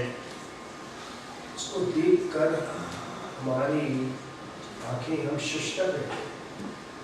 हजारों साल की हिंदुस्तान जन्नत निशान की अजीम तरीन जो रिवायत थी, मुजस्समा साजी की, मूर्ति की, स्थापत्य की, शिल्पकला की, उसका सारा नमूना हमने एक साथ देखा। उस जमाने में भी सूजा के बरखिलाफ मुझे लगता था कि हिंदुस्तान की जो रिवायत है उसमें कोई बहुत खास चीज़ गहमा छुपी हुई है। मुझे लगता था मैं उस जमाने में भी नासिक के मंदिरों में जाता, मथुरा के मंदिरों में जाता, मैं तस्वीरें बनाता। मुझे डांस ऑफ शिवा बहुत पसंद आई आनंद कुमार स्वामी की। मुझे लगता था कि यहाँ मट्टनचेरी में, अजंता में, खजुराहो में हमारी जो कलाएं हैं, शिल्प कलाएं हैं, उनमें जो दुनिया को देखने समझने का नजरिया है वो बहुत मुनफरद है, बहुत खास है। मगर फिलहाल मुझ पर फ्रांस सवाल। मैंने बाकायदा अर्जी दाखिल की वजीफे के लिए, वहाँ की काउंसलर में से और से मिला और एक मखसूस दिन मेरा इंटरव्यू हुआ। 6 बड़े संजीदा लोग सूट बूट टाई पहने हुए मेरा इंटरव्यू ले रहे थे। फ्रांसीसी में इंटरव्यू था। उन्होंने पूछा, ऐसे रज़ा वो बोले आले फ्रांस से कौन था? मैंने भी गोली की तरह जवाब दिया, like a shot and I said in my best accent, parce que j'ai appris français. Ah, quel sont les français vous aimez? J'ai Picasso, Gauguin, Van Gogh, Cézanne, Matisse. मैं सिर्फ ये कि मुझे इतने सारे मुसव्विरों के नाम पता है, बल्कि उनके सही तलफ़्फ़ुज़ भी मुझे आते हैं। उन्होंने कहा, अच्छा quel fez de Picasso vous aimez? Ah, j'aime tout fez de Picasso, car c'est un génie. मुझे पिकासो के सारे दौर पसंद है क्योंकि वो एक जीनियस है। अंजाम कार मुझे 1 साल के बजाय 2 साल का वज़ीफ़ा। फ्रांस जाने के लिए मैं इस तरह तैयार हुआ कि लाइन हैमर साहब ने अपना ओवरकोट और जूते मुझे दिए, जलील साहब और अशफाक साहब ने आने जाने का किराया दिया और मोहम्मद महराम ने गारंटी दी कि अगर मेरे पास वहाँ पैसे कम हो गए तो मेरा खर्चा हो गया। 11 अक्टूबर 1950 को SS स्टेटनहम नाम के जहाज पर मैं सवार हुआ फ्रांस जाने के लिए। अकबर बनफसी और कमला कोयलो नाम की खातून साथ में थी। اور ہم سے یاد کرتے ہیں کہ سفر ہمارا بڑے مزے میں بیتا. رضا صاحب کی انگریزی تھوڑی کمزور تھی, میرے پاس انگریزی کی بہت سی کتابیں تھیں, وہ مجھ سے کتابیں باندھ کر پڑھتے اور ان کا مطلب سمجھتے رہتے تھے, اور اسی دوران ٹائی کی نوٹ بنانے کی بھی مشق کرتے رہتے تھے. 9 دن بعد جہاز مارسے پہنچا, وہاں سے ٹرین سے پاریس پہنچے. وہاں پر رام کمار ان کا انتظار کر رہے تھے. رام کمار نے کہا رضا نے تو پیرس پہنچتے ہی اسٹیشن پر اترتے ہی لوور اور پکاسو اور ٹریڈنگ اور میوزیم اور بخش پر اس کی باتیں شروع کر دی. میں نے کہا یار یہ پیرس ہے یار, یہ دنیا کا سب سے جو ہے رونق والا شہر ہے, یہاں تفریح بھی تو کرنی ہے. رضا نے کہا نہیں بھائی میرے پاس 2 ہی سال ہیں, ان 2 سالوں میں جو کرنا ہے سو کرنا, میں ایک لمحہ بھی ضائع نہیں کر سکتا. ہمارا ہوٹل مونٹ پارناس نام کی جگہ پر تھا, لیفٹ بینک میں, جہاں بڑے بڑے ادیب اور شاعر رہا کرتے تھے. ہم نے سامان کمرے میں پھینکا اور نکل گئے شہر کا معائنہ کرنے. 4 قدم گئے کہ ہم نے دیکھا بولیوارڈ راسپیل اور مونٹ پارناس کے چوراہے پر روگا کا بنایا ہوا ایک قد مجسمہ بالزاک کا کھڑا ہوا. ہم نے کہا غضب, ایک آرٹسٹ کا دوسرے کو اتنی بڑی خراج عقیدت. میں اقرار کرتا ہوں کہ پیرس مجھے پہلی ہی نظر میں بھا گیا. عالم, یہ پیرس تھا جہاں کے بارے میں مارکس نے کبھی کہا تھا کہ تمہارے پاس ایک تھیلا نہ ہو تب بھی تم یہاں رئیس محسوس کر سکتے. یہ پیرس تھا اس ٹائم کا جہاں کبھی سالوں ہوا کرتا تھا, جہاں بوگدلیانی اور پکاسو آیا جایا کرتے تھے, جہاں کیفے دے فلورز میں فیزجرلڈ اور ہیمنگوے بیٹھا کرتے تھے. اس پیرس میں رضا صاحب کہتے ہیں یہاں کی گہما گہمی, یہاں کی چہل پہل, یہاں کی زرد بد پوشاکیں پہنے ہوئے لوگ ایک دم میرے من کو بھا گئے. پیرس کی نہے گلیاں اور آپ کے مصور ہیں, جو شکل نظر آئی تصویر نظر آئی. ہم لوگ پہنچے کیفے دوم پر, ہم نے دیکھا زمین پر متیس کی نمائش کا نقشہ بنا ہوا. ہم اسے دیکھنے گئے اکبر اور میں, ہم ایک دم بھونچک سے رہ گئے. یہ تو ایک دم ہماری روایت سے ملتا جلتا کام لگ رہا تھا. وین گو کی تصویروں کے سامنے میں جا کے کھڑا ہوا, میں رونے لگا. مجھے اس کی اذیت, اس کی گمنامی, اس کا کرب یاد آیا, کیسے اس نے خودکشی کر لی تھی. سیزان کا کام میں نے دیکھا ارے یہاں تو ہر طرف اوپرا ہے, سنگیت ہے, تھیٹر ہے, اشتہار ہی اشتہار ہے. یہاں کتنے میوزیم ہیں, museum of modern art, museum of natural history, زندگی میں میوزیم آف مین. میں نے کہا غضب, آدمی کہاں جائے. وہاں کیفے دومر کی عبارت لکھی ہوئی تھی, لوی کما دے, زندگی کل شروع ہوتی ہے. میں نے کہا نہیں, لوی کما موجود نہیں, زندگی آج سے شروع ہوتی ہے. رضا صاحب پیرس میں ہیں, اپنے خوابوں اور ارمانوں کے شہر میں, جہاں وہ کامیابی کی سیڑھیاں چڑھنے والے ہیں بہت تیزی سے, اور جہاں انہیں ایک ایسی محبت ہونے والی ہے. رضا صاحب کہتے ہیں بعد میں انہوں نے کہا کہ بھائی میں تو پریمی ہوں, یہ تو میری کمزوری ہے, اور ہمارے یہاں تو پرش پرکرتی کے ملن سے ہی دنیا شروع ہوتی ہے. ہمارے یہاں کہتے بھی ہیں کہ یتناریستو پوجینتے رونتے تتر دیوتا, اور اس لیے عشق بہت ضروری ہے. عشق حقیقی ہو, عشق مجازی ہو, سب سے اہم چیز ہے زندگی میں. رضا صاحب کو پیرس میں ایک ایسا عشق ہونے والا ہے جس کے بارے میں انہوں نے کہا کہ نہ ان کے پہلے کبھی نے کسی نے ایسا عشق کیا ہے, نہ ان کے بعد کرے گا. کہ صرف لہرا کے رہ گیا آنچل, صرف بن کر نکل گیا کوئی, بارشیں پھول رگوں میں تیز ہوئی, دل کو چھو کر گزر گیا کوئی, پھول سے کھل گئے تصور میں دامن شام. رضا صاحب کی شہرت اور کامیابی کی داستان 10 منٹ کے وقفے پر.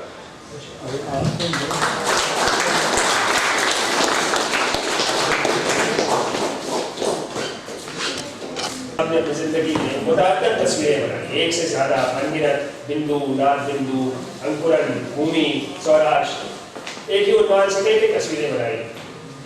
تو لوگ کہنے لگے کہ رضا صاحب اپنے آپ کو دہرانے لگے. تو ایک بار بمبئی کی ایک اور آرٹ گیلری کے مالک غالبا کنڈور رضا صاحب کے ساتھ بیٹھے تھے. رضا صاحب نے ان کو ایک کتاب دکھائی, ایک جاپنیز فوٹوگرافر سوجی موتو کی کتاب. اس میں تمام جو تصویریں تھیں وہ افق کی تھیں, جہاں سمندر اور آسمان ملتے ہیں ایک دوسرے سے, اور سینکڑوں تصویریں ایسی ہی تھیں. انہوں نے پوچھا کیسی لگی؟ غالبا نے کہا بہت اچھی لگی. رضا صاحب نے کہا اس میں تم کو دہراؤ نہیں لگتا, میرے کام میں تم کو دہراؤ لگتا ہے. بات یہ ہے کہ اگر آپ پوری ایمانداری اور تن من دھن سے ایک ہی کام کو بار بار کرتے ہیں تو بار بار کرنے میں آپ کو کچھ نیا ملتا ہے. لوگ جب کرتے ہیں, پاٹ کرتے ہیں, ذکر کرتے ہیں, ہزاروں بار گنیش کا, خدا کا, رسول کا نام لیتے ہیں, بار بار جب وہ اس کام کو کرتے ہیں اور جانفشانی سے کرتے ہیں تو اس میں کچھ نیا حاصل ہوتا ہے. جیسے ایک راگ ہے, بار بار گایا جاتا ہے, ہر بار جب گایا جاتا ہے تو اس میں کوئی نئی بات کرتا ہے۔ استاد عبدالکریم خان کے پاس جو کرارا گھرانے کی بالیوں میں سے ہے، ایک شاگرد آیا، انہوں نے کہا اچھا تم جاؤ پہلے ساکی مشق کر کے، وہ 1 مہینے میں آ گیا۔ انہوں نے کہا ہو گئی تمہاری؟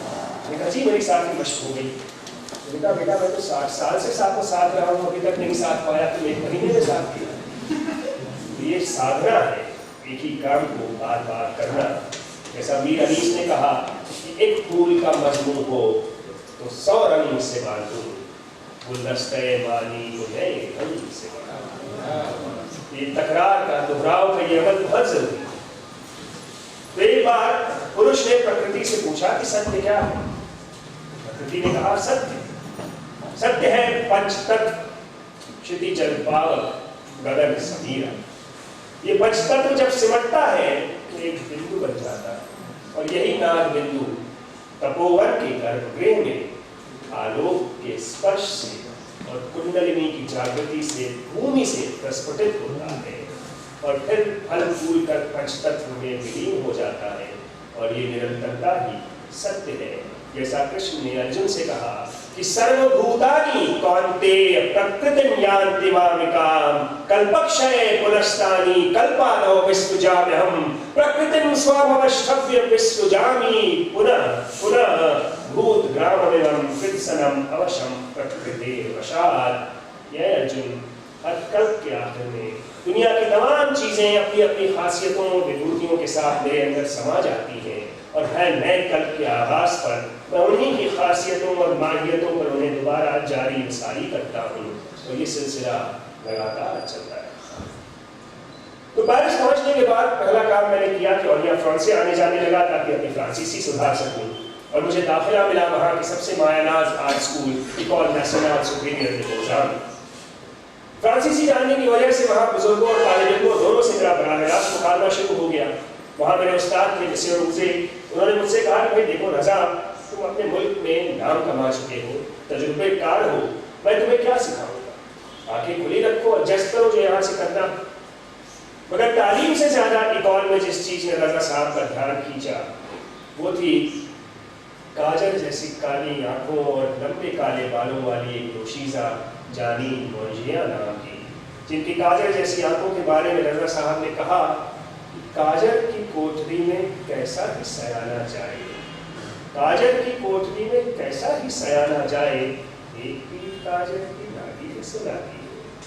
یہاں جانین اور رضا صاحب کی ملاقات میں آتا ہوں آگے، لیکن پہلی چیز جو میں نے وہاں کی وہاں پہنچنے کے بعد کہ فرانس میں جو آرٹ کا خزانہ تھا اس سے میں خود کو مستفید کرنے لگا۔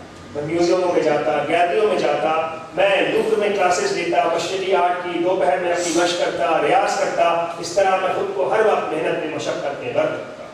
اس کے باوجود وہاں پہنچ کر میرے کام کرنے کی رفتار بہت کم ہو گئی۔ جہاں بمبئی میں ایک دن میں 3-4 تصویریں بنا لیتا تھا، وہاں پیرس پہنچ کر ایک تصویر بنانے میں مجھے 2-3 مہینے لگ جا رہے تھے۔ شکر یہ ہے کہ جو بھی میں بناتا تھا وہ بکتا تھا 200-300 روپے میں بھلے ہی، لیکن بک جاتا۔ وہاں پہنچنے کے 1 سال کے اندر سوزا اور بدمسی کے ساتھ مل کر میں نے ایک نمائش کی گیلری ساؤنڈ تحصیل میں، وہ کامیاب رہی، یعنی ہمارے تمام کام بک گئے۔ پھر اگلے سال ہم نے پھر نمائش کی گیلری ساؤنڈ کروز میں، وہاں بھی ہمارے کام بکے۔ میں نے ریڈیو فرانس میں فرانسیسی میں انٹرویو دیا، نوازا گیا اور بدمسی کو بھی ایئر فرانس نام کے رسالے سے۔ بھی بڑی محنت اور مشقت کے اور غریبی کے دن، پورا ہفتہ بغیر کسی نمک کے، بغیر آلو کے، بغیر صرف شراب پہ اور آلو پہ گزر جاتا تھا، بریڈ بھی کھانے کو میسر نہیں ہوتی۔ مگر اس کے باوجود میرے اندر تمانیت، میں نے بمبئی میں سے جھوٹوں کو لکھا میں آپ کا بہت شکر گزار ہوں کہ میں آپ کی بدولت یہاں پہنچا۔ آپ تو جانتے ہیں کہ بمبئی میں کام میں آخر میں جمود آ گیا تھا زندگی میں، لیکن یہاں پہنچ کر میں امکانات سے لبریز ہوں اور میں اس طرح کام کر رہا ہوں کہ میرے پاس زندہ رہنے کے یہی 2 سال ہیں اور انہی میں مجھے سب کچھ کر ڈالنا ہے۔ میری صحت بھی اب پہلے سے بہتر ہو گئی، وظیفہ ختم ہو گیا، میں نے لوگوں کو ہندی پڑھائی، کتابوں کے سربراہ بنائے، ایک پکچر میں بھی کام کیا لولا وانتس نام کی، وہ زمانے میں مشہور ہو رہی کیرول مارتین اس میں تھی۔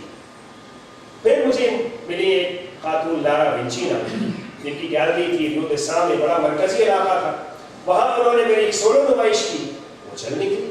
اگلے سال پھر میری سولو نمائش ہوئی، پھر ان کے ساتھ یہ سلسلہ چل نکلا کہ ہر سال میری سولو نمائش کریں گی، اور آخر یہ معاہدہ 1971 تک چلا جس سے میری مالی حالت خود سدھری۔ فرانس جانے کے بعد میں نے باقاعدہ فرانسیسی ادب بھی پڑھنا شروع کیا۔ میں نے بالزاک پڑھا، زولا پڑھا، بودلیر پڑھا، اندرے ژیل پڑھا، میں نے البert کامو پڑھا، جان پال سارتر پڑھا۔ مجھے سب سے زیادہ متاثر کیا اندرے مکرو کی کتاب دا وائسز آف سائلنس، مگر جس شاعر نے سب سے زیادہ میرا دھیان کھینچا، جس کی نظموں کو، مضامین کو، خطوط کو، ڈائریوں کو میں تعاون پڑھا کیا، جس کی بعض چیزوں کو میں نے بطور دعا اور پرارتھنا کے اپنایا، وہ تھا رینا ماریا ریلکا۔ فرانس جانے کے بعد بھی میں نے سب سے پہلے ہندوستانی طرز تصویر بنانا ترک کیا اور آئل پینٹنگ شروع کی، جسے فرانسیسی میں کہتے ہیں نسم پلاسٹک، اس پر عبور حاصل کرنے کی کوشش۔ میں اٹلی گیا، وہاں گھوما، وینس گیا، مجھے بہت اچھا لگا، مگر اٹالین ماسٹرز کا کام مجھے کچھ خاص نہیں چلا۔ مائیکل اینجلو کا زیادہ تر کام مجھے بڑا عامیانہ سا لگا، ایک آدھ چیزیں اس نے اچھی بنائی ہیں ضرور۔ دا وینچی کا جینیس میں بھی بڑا بکھراؤ مجھے لگا، یہی حال رافائیل کا ہے۔ ان لوگوں نے مغربی مصوری کے ساتھ پوری دنیا کے مصوری کو ایسے اندھیروں میں ڈھکیل دیا کہ 200-300 سال تک وہ گمراہیوں میں بھٹکتی رہی۔ پھر سزا وغیرہ نے آ کر اسے روشنی دکھائی اور نیا راستہ دکھایا۔ سزا کا کام ظاہر ہے مجھے بہت پسند ہے، میں بار بار میوزیم جاتا، اس کا کام دیکھتا۔ میں نے کیوبزم کا مطالعہ کیا، اس میں بھی تصویروں کو وضع کیا جاتا ہے۔ نکولس ڈسٹیل کا کام بھی مجھے بہت اچھا لگا، جس میں جیومیٹری کا بڑا استعمال ہے۔ مطالعے کے شوق میں، گھومنے کے شوق میں، لینڈسکیپ بنانے کے شوق نے مجھے فرانس میں چپا چپا گھومنے پر آمادہ کیا۔ میں نے پایا کہ فرانس بہت خوبصورت ہے، یہاں کا لینڈسکیپ غیر معمولی۔ 10-15 برس تک فرینچ لینڈسکیپ میری تصویروں کا سب سے مرکزی اور اہم موضوع رہا۔ میں جنوبی فرانس گیا، گوا گیا، میں نے دیکھا یہاں عہد وسطیٰ کے گاؤں ہیں، کتنے پرانے، کتنا خوبصورت ان کا فرنیچر ہے، کتنا خوبصورت یہاں اسپیس کا سنیوجن ہے۔ میں نے دیکھا کہ فرانس میں اچھی چیزوں کو، حسن کو برتنے کا جو ڈھنگ ہے، چاہے عورتوں کا حسن ہو، چیزوں کا ڈھنگ ہو، وہ بڑا انوکھا، بڑا غیر معمولی ہے۔ میں نے دیکھا کہ یہاں بودلیر ہے، ریلکا ہے، تھیٹر ہے، اوپرا ہے، یہاں رہن سہن میں، اٹھنے بیٹھنے میں، اسپیس میں، فرنیچر میں، دستکاری میں، ہر چیز میں خوبصورتی ہے۔ ایک سوچنے سمجھنے والے ذہین حساس فنکار کے لیے فرانس سے زیادہ مناسب اور موزوں کوئی جگہ نہیں ہو سکتی۔ مگر پوری دنیا باہر گھومنے کے بعد لوٹنا تو اپنے اندر ہی پڑتا ہے کہ ستیہ تو یہی ہے، کستوری کنڈل بسے مرگ بوڑھے بر ماہی، گھاٹ گھاٹ میں رام ہے دنیا جانت نہیں۔ مگر فرانس جو رضا صاحب کو اچھا لگنے لگا تھا، اس کی ایک بہت بڑی وجہ تھی جانین مرجیا سے ان کی بڑھتی خفافت۔ جانین فرانس کے بہت اشرافیہ خاندان سے تعلق رکھتی تھیں، ان کے باپ انجینئر تھے، ماں بہت رئیس تھیں۔ ان لوگوں کے لیے رضا صاحب بڑے معمہ تھے، ایک تو ہندوستانی، اوپر سے آرٹسٹ، اور پھر شادی شدہ، کریرا ان کی دو نیم چڑھا۔ مگر جانین کو راہ بہت اچھے لگنے لگے، راہ جن کے پاس کھانے کو پیسے نہیں ہوتے، جن کے موزے پھٹے ہوئے ہوتے تھے، مگر جو اپنی تصویروں کے لیے مہنگے سے مہنگا پینٹ خریدنے پر اصرار کرتے، انہوں نے راہ کے لیے ساڑی پہننا سیکھا، راہ کے لیے ہندوستانی کھانے بنانے سیکھے۔ انہوں نے دنیا کی ذمہ داریوں سے رضا صاحب کو پاک رکھنے کی پوری کوشش کی۔ امور خانہ داری کے، دنیا کے کام، دنیا داری کے کام، وہ بھی پینٹر تھیں، مگر انہوں نے ہمیشہ رضا صاحب کے کام کو فوقیت دی اور کہتی تھیں کہ بھائی مجھے شروع میں یہ سمجھ میں آ گیا تھا کہ ان کے پاس کہنے کے لیے کچھ ہے جو میری باتوں سے زیادہ باوزن، بامانی اور عظیم تر اور اہم تر ہے۔ اس لیے میں نے کوشش کی کبھی ان کی راہ میں کوئی گھوڑا نہ بنوں، کوئی اڑچن نہ ڈالوں۔ رضا صاحب نے جانین کو بہت خوبصورت خط لکھے فرانسیسی میں، زمانے میں جب وہ فرانس پہنچے تھے شروعاتی سالوں میں۔ ان میں سے ایک آدھ خط کی بانگی میں آپ کے سامنے پیش کرتا ہوں۔ پیاری جانین، تم نے مجھے ایک ایسے جذبے سے روشناس کرایا ہے جو میرے لیے بڑا غیر مانوس تھا۔ میں صرف ہمیشہ دوسروں میں دیکھتا تھا یہ جذبہ، خوشی اور سرشاری کا جذبہ، لوگوں کو خوش دیکھ کے مجھے بڑی کوفت ہوتی تھی، مگر تم نے اب میرے اندر سرمستی کی ایسی کیفیت بھر دی ہے جو میرے لیے ناقابل بیان ہے، مگر میرے خطوں کا لفظ لفظ اس سے لبریز ہے۔ جانین، تم نے مجھے سکھایا اس چھوٹے چھوٹے لمحوں میں زندگی کی کیسے خوشی حاصل کریں، اور اب میں خوابوں کی دنیا میں کھویا ہوا۔ میں ان اذیت ناک دنوں کے انجام میں حسین مسکراہٹوں کی فصل کاٹنا چاہتا ہوں۔ جانین، دیکھو، سنو اس سنڈے کے میرے خیالات۔ میں پال کلے کی نمائش دیکھنے گیا تھا. کلے کا کام مجھے بہت پسند ہے اور کوئی موقع میں نہیں جانے دیتا اس کا کام دیکھنے کا. اس ہفتے اس کا کام دیکھ کر مجھے ایک نئی بات پتا چلا. آرٹ کی بنیاد آرٹ پر ہے، جیسے شاعری پیچھے کی گئی شاعری سے ایک مکالمہ ہے، اس لیے ہر مصور کو دوسرے مصور کا کام ضرور دیکھنا چاہیے مگر بغیر اس سے متاثر ہوئے، کیونکہ اس کو اپنا راستہ آپ نکالنا ہے. جیسا مہاتما بدھ نے کہا تھا، آنند تو اپنا دیپ آپ کر. یعنی ہر خط کے ساتھ ہم اور تم ایک مضبوط دور میں بدلے جا رہے ہیں. میں چیخ سکتا ہوں، چلا سکتا ہوں، رو سکتا ہوں، کوئی روک ٹوک نہیں. تم نے بٹور لو میرے آپ سے، تم نے مسکرا. جانی میں آ رہا ہوں. میں تمہارے پاس ویسے 2 ہفتے کی چھٹیاں گزارنے نہیں آ رہا ہوں. میں تم سے زندگی بھر کا عہد کرنے آ رہا ہوں. میں تمہیں سمجھانے آ رہا ہوں کہ میرے بغیر تم ادھوری. سنو، میں جب یہاں آیا تھا تو کس قدر آزاد محسوس کر رہا تھا تم کو. ہندوستان میں کتنا وبال جان تھا، پھر تم مجھے ملی. مگر میں نے دیکھا کہ جہاں میں رہتا ہوں اسی گلی میں وہاں 36 آرٹ گیلریاں ہیں اور ہر ہفتے 36 مصور وہاں اپنی قسمت کا جوا کھیلتے ہیں. چاہے کوئی دیکھنے آئے نہ آئے، کوئی خریدے نہ خریدے، کسی کو کچھ پتا نہیں کیا ہو رہا ہے. صرف ڈیلر کو پتا ہے کہ یہ ایک بازار ہے اپنے تمام سطحی پن، سفری پن، سستے پن اور اوچھے پن کے ساتھ جو آپ کو زج کر دیتا ہے. اور آپ بھاگتے ہوئے اپنے کمرے میں آتے ہیں اور ایکا کی لائنوں کے ساتھ اپنی فراق پوچھتے ہیں کہ اے خدا مجھے توفیق دے کہ تیری برکت اور رحمت سے میں کچھ ایسا بنا سکوں، کچھ ایسا کر سکوں جو لوگوں پہ ثابت کر دے کہ میں سب سے گیا گزرا نہیں ہوں، کہ جن کی میں نے برائی کی ہے، مذمت کی ہے، وہ واقعی مجھ سے بدتر ہے. مجھے ان سے ڈرنے کی ضرورت نہیں، میں بھی کچھ کر سکوں. جانی میں آ رہا ہوں تمہارے پاس. اتنی کشادہ ہو جاؤ جتنی دھرتی ہے اور مجھے اپنی باہوں میں سنبھالو. پھر سے بتاتا ہوں، میں نے تمہیں دیوی بنتے دیکھا. میرے اندر کی جو عمیق گہرائیاں اور جو خلا تھا اس کو تم نے اپنی محبت اور حلاوت سے بھر دیا ہے اور اب تم میری رگ رگ میں، نس نس میں، ریش ریش میں پیوست ہو. زلف پیراہن کا، خوشبو زلف لہرانے کا نام، موسم گل ہے تمہارے بام پر آنے کا نام. دل نظر میں پھول مہکے، دل میں پھر شمع چلی، دل تصور نے لیا اس بزم میں جانے کا نام. مگر اس قدر محبت کے باوجود رضا صاحب اور جانی ایک دوسرے سے شادی نہیں کر سکتے، کیونکہ رضا صاحب شادی شدہ تھے. اپنی تمام غریبی اور جدوجہد کے باوجود رضا صاحب جو اپنے بھائیوں کو، بہنوں کو مالی امداد کیا کرتے تھے، جو فاتحہ کو پیسے بھیجا کرتے تھے، ٹکٹ بھی انہوں نے بھیجا کہ وہ آئیں، مگر نہ وہ آتی تھی، نہ طلاق دیتی تھی، نہ پائے رفتن نہ جائے مانن والا معاملہ تھا. مگر پھر بھی تب تک وہ پیرس میں کافی جگہیں جما چکے تھے رضا صاحب. بہت سے دوست تھے ان کے. ابتدائی دنوں سے ہی ایک دوست ان کے بنے تھے ژان پاؤل نگری، جن کی ماں گجراتی تھیں اور جنہوں نے ہندوستان میں ڈاکیومنٹری فلمز بنانے میں سکھدیو وغیرہ کی فلمز ڈویژن کی بڑی مدد کی تھی. اور بھی دوست ان کے بنے، ڈاکٹر بلبیر تھے، راجیش راوت تھے جن کی جو خود شاعر تھے، جن کی بیوی فرانسیسی تھیں. رام کمار آتے جاتے تھے، کرشن کھنہ آتے جاتے تھے. رام کمار میں کہتے ہیں کہ رضا صاحب کا یہ حال تھا کہ ہندوستان سے ہر آنے والے کی ضیافت میں پلکے بچھائے کھڑے رہتے تھے. اس کے ٹھہرنے کا انتظام، اس کے کھانے کا انتظام، اس کے کام کا انتظام. جو بھی آتا تھا اس سے ہندی میں بات کرنا، ہندی کویتا پڑھنا، ہندی شاعری سننا، یہ ان کا مرغوب ترین مشغلہ تھا، کیونکہ ہندی کو اپنی مادری زبان کہتے تھے. کرشن کھنہ جب پہلی بار وہاں پہنچے تو ان کی آنکھوں میں پٹی باندھ کے رضا صاحب ان کو لوبھ لے گئے اور صرف ایک تصویر دیکھنے دی. 16ویں صدی کی پائکا لاونیو نام کی ایک تصویر تھی اور کچھ بھی نہیں دیکھتے. کھنہ کہتے ہیں کہ دن رات سگریٹ پیتا کرتے تھے، ہندوستان واپس جانے کی باتیں کرتے تھے، پر ہندوستان لوٹنا بھی ممکن نہیں لگ رہا تھا. اس لیے ہندوستان سے آنے والے لوگوں کی اور مہمانوں کی دل سے ضیافت کر کے خود کو تسلی دیتے تھے. وہ اس قدر فیاض تھے. کرشن کھنہ کہتے ہیں کہ ایک بار اپنے تمام خریداروں کی فہرست انہوں نے مجھے سنبھال دی جو کوئی پینٹر کبھی کسی دوسرے کے لیے نہیں کرتا. اس طرح سے 1956 آتے آتے یہ خبر آئی کہ فرانس کا جو سب سے بڑا انعام ہے پری دلاکرتی، اس کے لیے اس سال رضا صاحب کا نام بھی بھیجا گیا. جوری میں فرانس کے بڑے بڑے اخباروں کے اور یورپ کے بڑے بڑے اخباروں کے جو آرٹ کرٹکس ہیں وہ سب شامل تھے. رضا صاحب نے سوزا کو لکھا کہ بھائی جیسے بمبئی میں ہم لوگ ملتے تھے ویسے یہاں بھی ہم لوگ ملتے ہیں.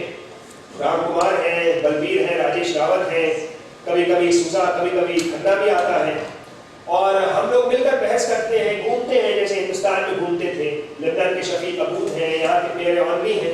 ہماری کوشش یہ ہے ایسا نہ ہو جائے کہ ہمیں से इत्मीनान हो जाए कि हाँ हम कुछ बहुत अच्छा कर रहे हैं, हम होकुसाई की तरह कह सकें, जब मैं 90 साल का हो जाऊंगा तो शायद मुझे समझ में आए कि लकीर कैसे खींची जाती है।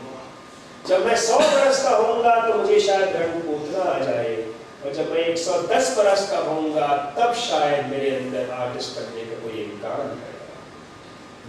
तो जुलाई 1956 में खबर आई कि बेदराकृति के साल का सैयद हैदर रजा को दिया जाता है। रातों रात मेरी जिंदगी मैं मशहूर हो गया, मेरी तस्वीरें अखबारों में छपी। उस जमाने के बड़े जो मशहूर पेंटर्स थे, कीतो, देब्रे, बुफे, सुगाई वगैरह के हम पल्ला में आ गया। दुनिया भर से मेरे पास खत आए। हुसैन का खत आया, अरे मुबारक मुबारक, तू शाही है, परवाज है काम तेरा, तेरे सामने आसमां और भी है। 3 महीने बाद नुमाइश थी, मैंने खूब जम के काम किया और आखिरकार नुमाइश बड़ी कामयाब हुई। मैंने राजेश से कहा कि राजेश, पिछले 6 सालों की जो अज़ियतनाक कर्बनाक जद्दोजहद और मशक्कत थी, उसको दोहराने से कोई फ़ायदा नहीं। बस अब मेरे सामने रास्ते खुल रहे हैं। अगर ताकत इज़्दी रही, अपने पे शक्तियाँ मेरे साथ रही, तो यकीनन कामयाबी मेरे कदम चुके।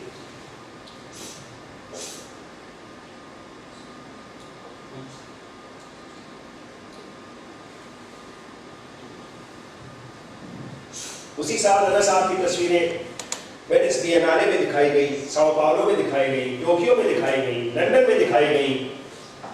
2 साल बाद उन सारे दोस्तों ने मिलकर लंदन में बहुत अच्छी नुमाइश की जो कभी कामयाब हुई। सूजा, कृष्ण खन्ना, हुसैन वगैरह सब शामिल थे। 1959 में रजा साहब 9 साल बाद पहली बार हिंदुस्तान वापस लौटे। उसी साल रुडोल्फ वॉन लेनिन की किताब उन पर आई, और उसी साल उनके दोस्त बाल छाबड़ा की गैलरी 59 में उनकी तस्वीरों की नुमाइश फिर से हुई सारे दोस्तों की। उसमें बड़ा लतीफ़ा हुआ कि रजा की तस्वीरों का नाम 1000 रुपये रखा गया था और हुसैन की तस्वीरों का नाम 500 रुपये रखा गया। हुसैन साहब को पता चला, बड़ा गुस्सा हुए, नाराज होकर वॉकआउट कर गए। अगले दिन हुसैन साहब ने क्या किया कि रजा की तस्वीरों की हूबहू नकल बना के लाए, 3 तस्वीरें, नाम लिख दिया 500 और वहां पे उनको गैलरी में रख। शाम को सारे दोस्त मिले, फिर खलासी हुई, ठहाके लगे। हुसैन ने कुछ बंदी की, भाई आज क्या हो गया, मामला उल्टा हो गया, पैसा खोटा हो गया। बम्बई में जब रजा साहब थे तो अपने दोस्तों की मदद से आखिर जानीन को तलाक देने में कामयाब रहे, और फातिमा को तलाक देने में कामयाब रहे, और जानीन से उनकी शादी हुई।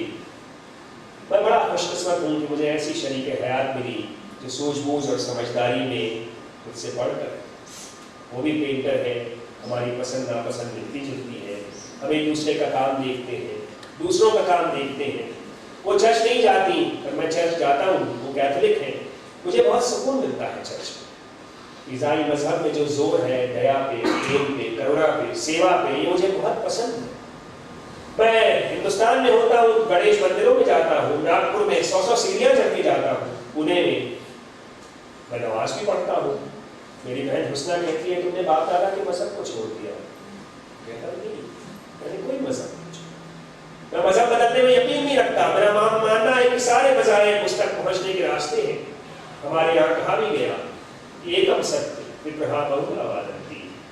मुझे ज़ाती तौर पर हिंदुस्तान में हाज़रीन पंडितों की प्रार्थना बहुत पसंद है कि सर्वे भवन्तु सुखिनः, सर्वे सन्तु निरामयाः, सर्वे भद्राणि पश्यन्तु मा सर्वे कश्चित् दुःखात् भवेत्, ओम शांति शांति शांति। इसमें किसी वर्ग के लिए नहीं, पूरी दुनिया के लिए दुआएं हैं। हर आदमी बीमारी आज़ादी से बचा रहे, हर तरफ अमन चैन हो, आमीन। रजा साहब का ये जो दौर था, इस वक्त बड़ा कामयाब दौर था। वो दुनिया के मायानाज मुसव्विरों में गिने जाते थे। म्यूजियम ऑफ मॉडर्न आर्ट में उनकी तस्वीरें हॉफमैन जैसे मास्टर्स के साथ आवेजा थी।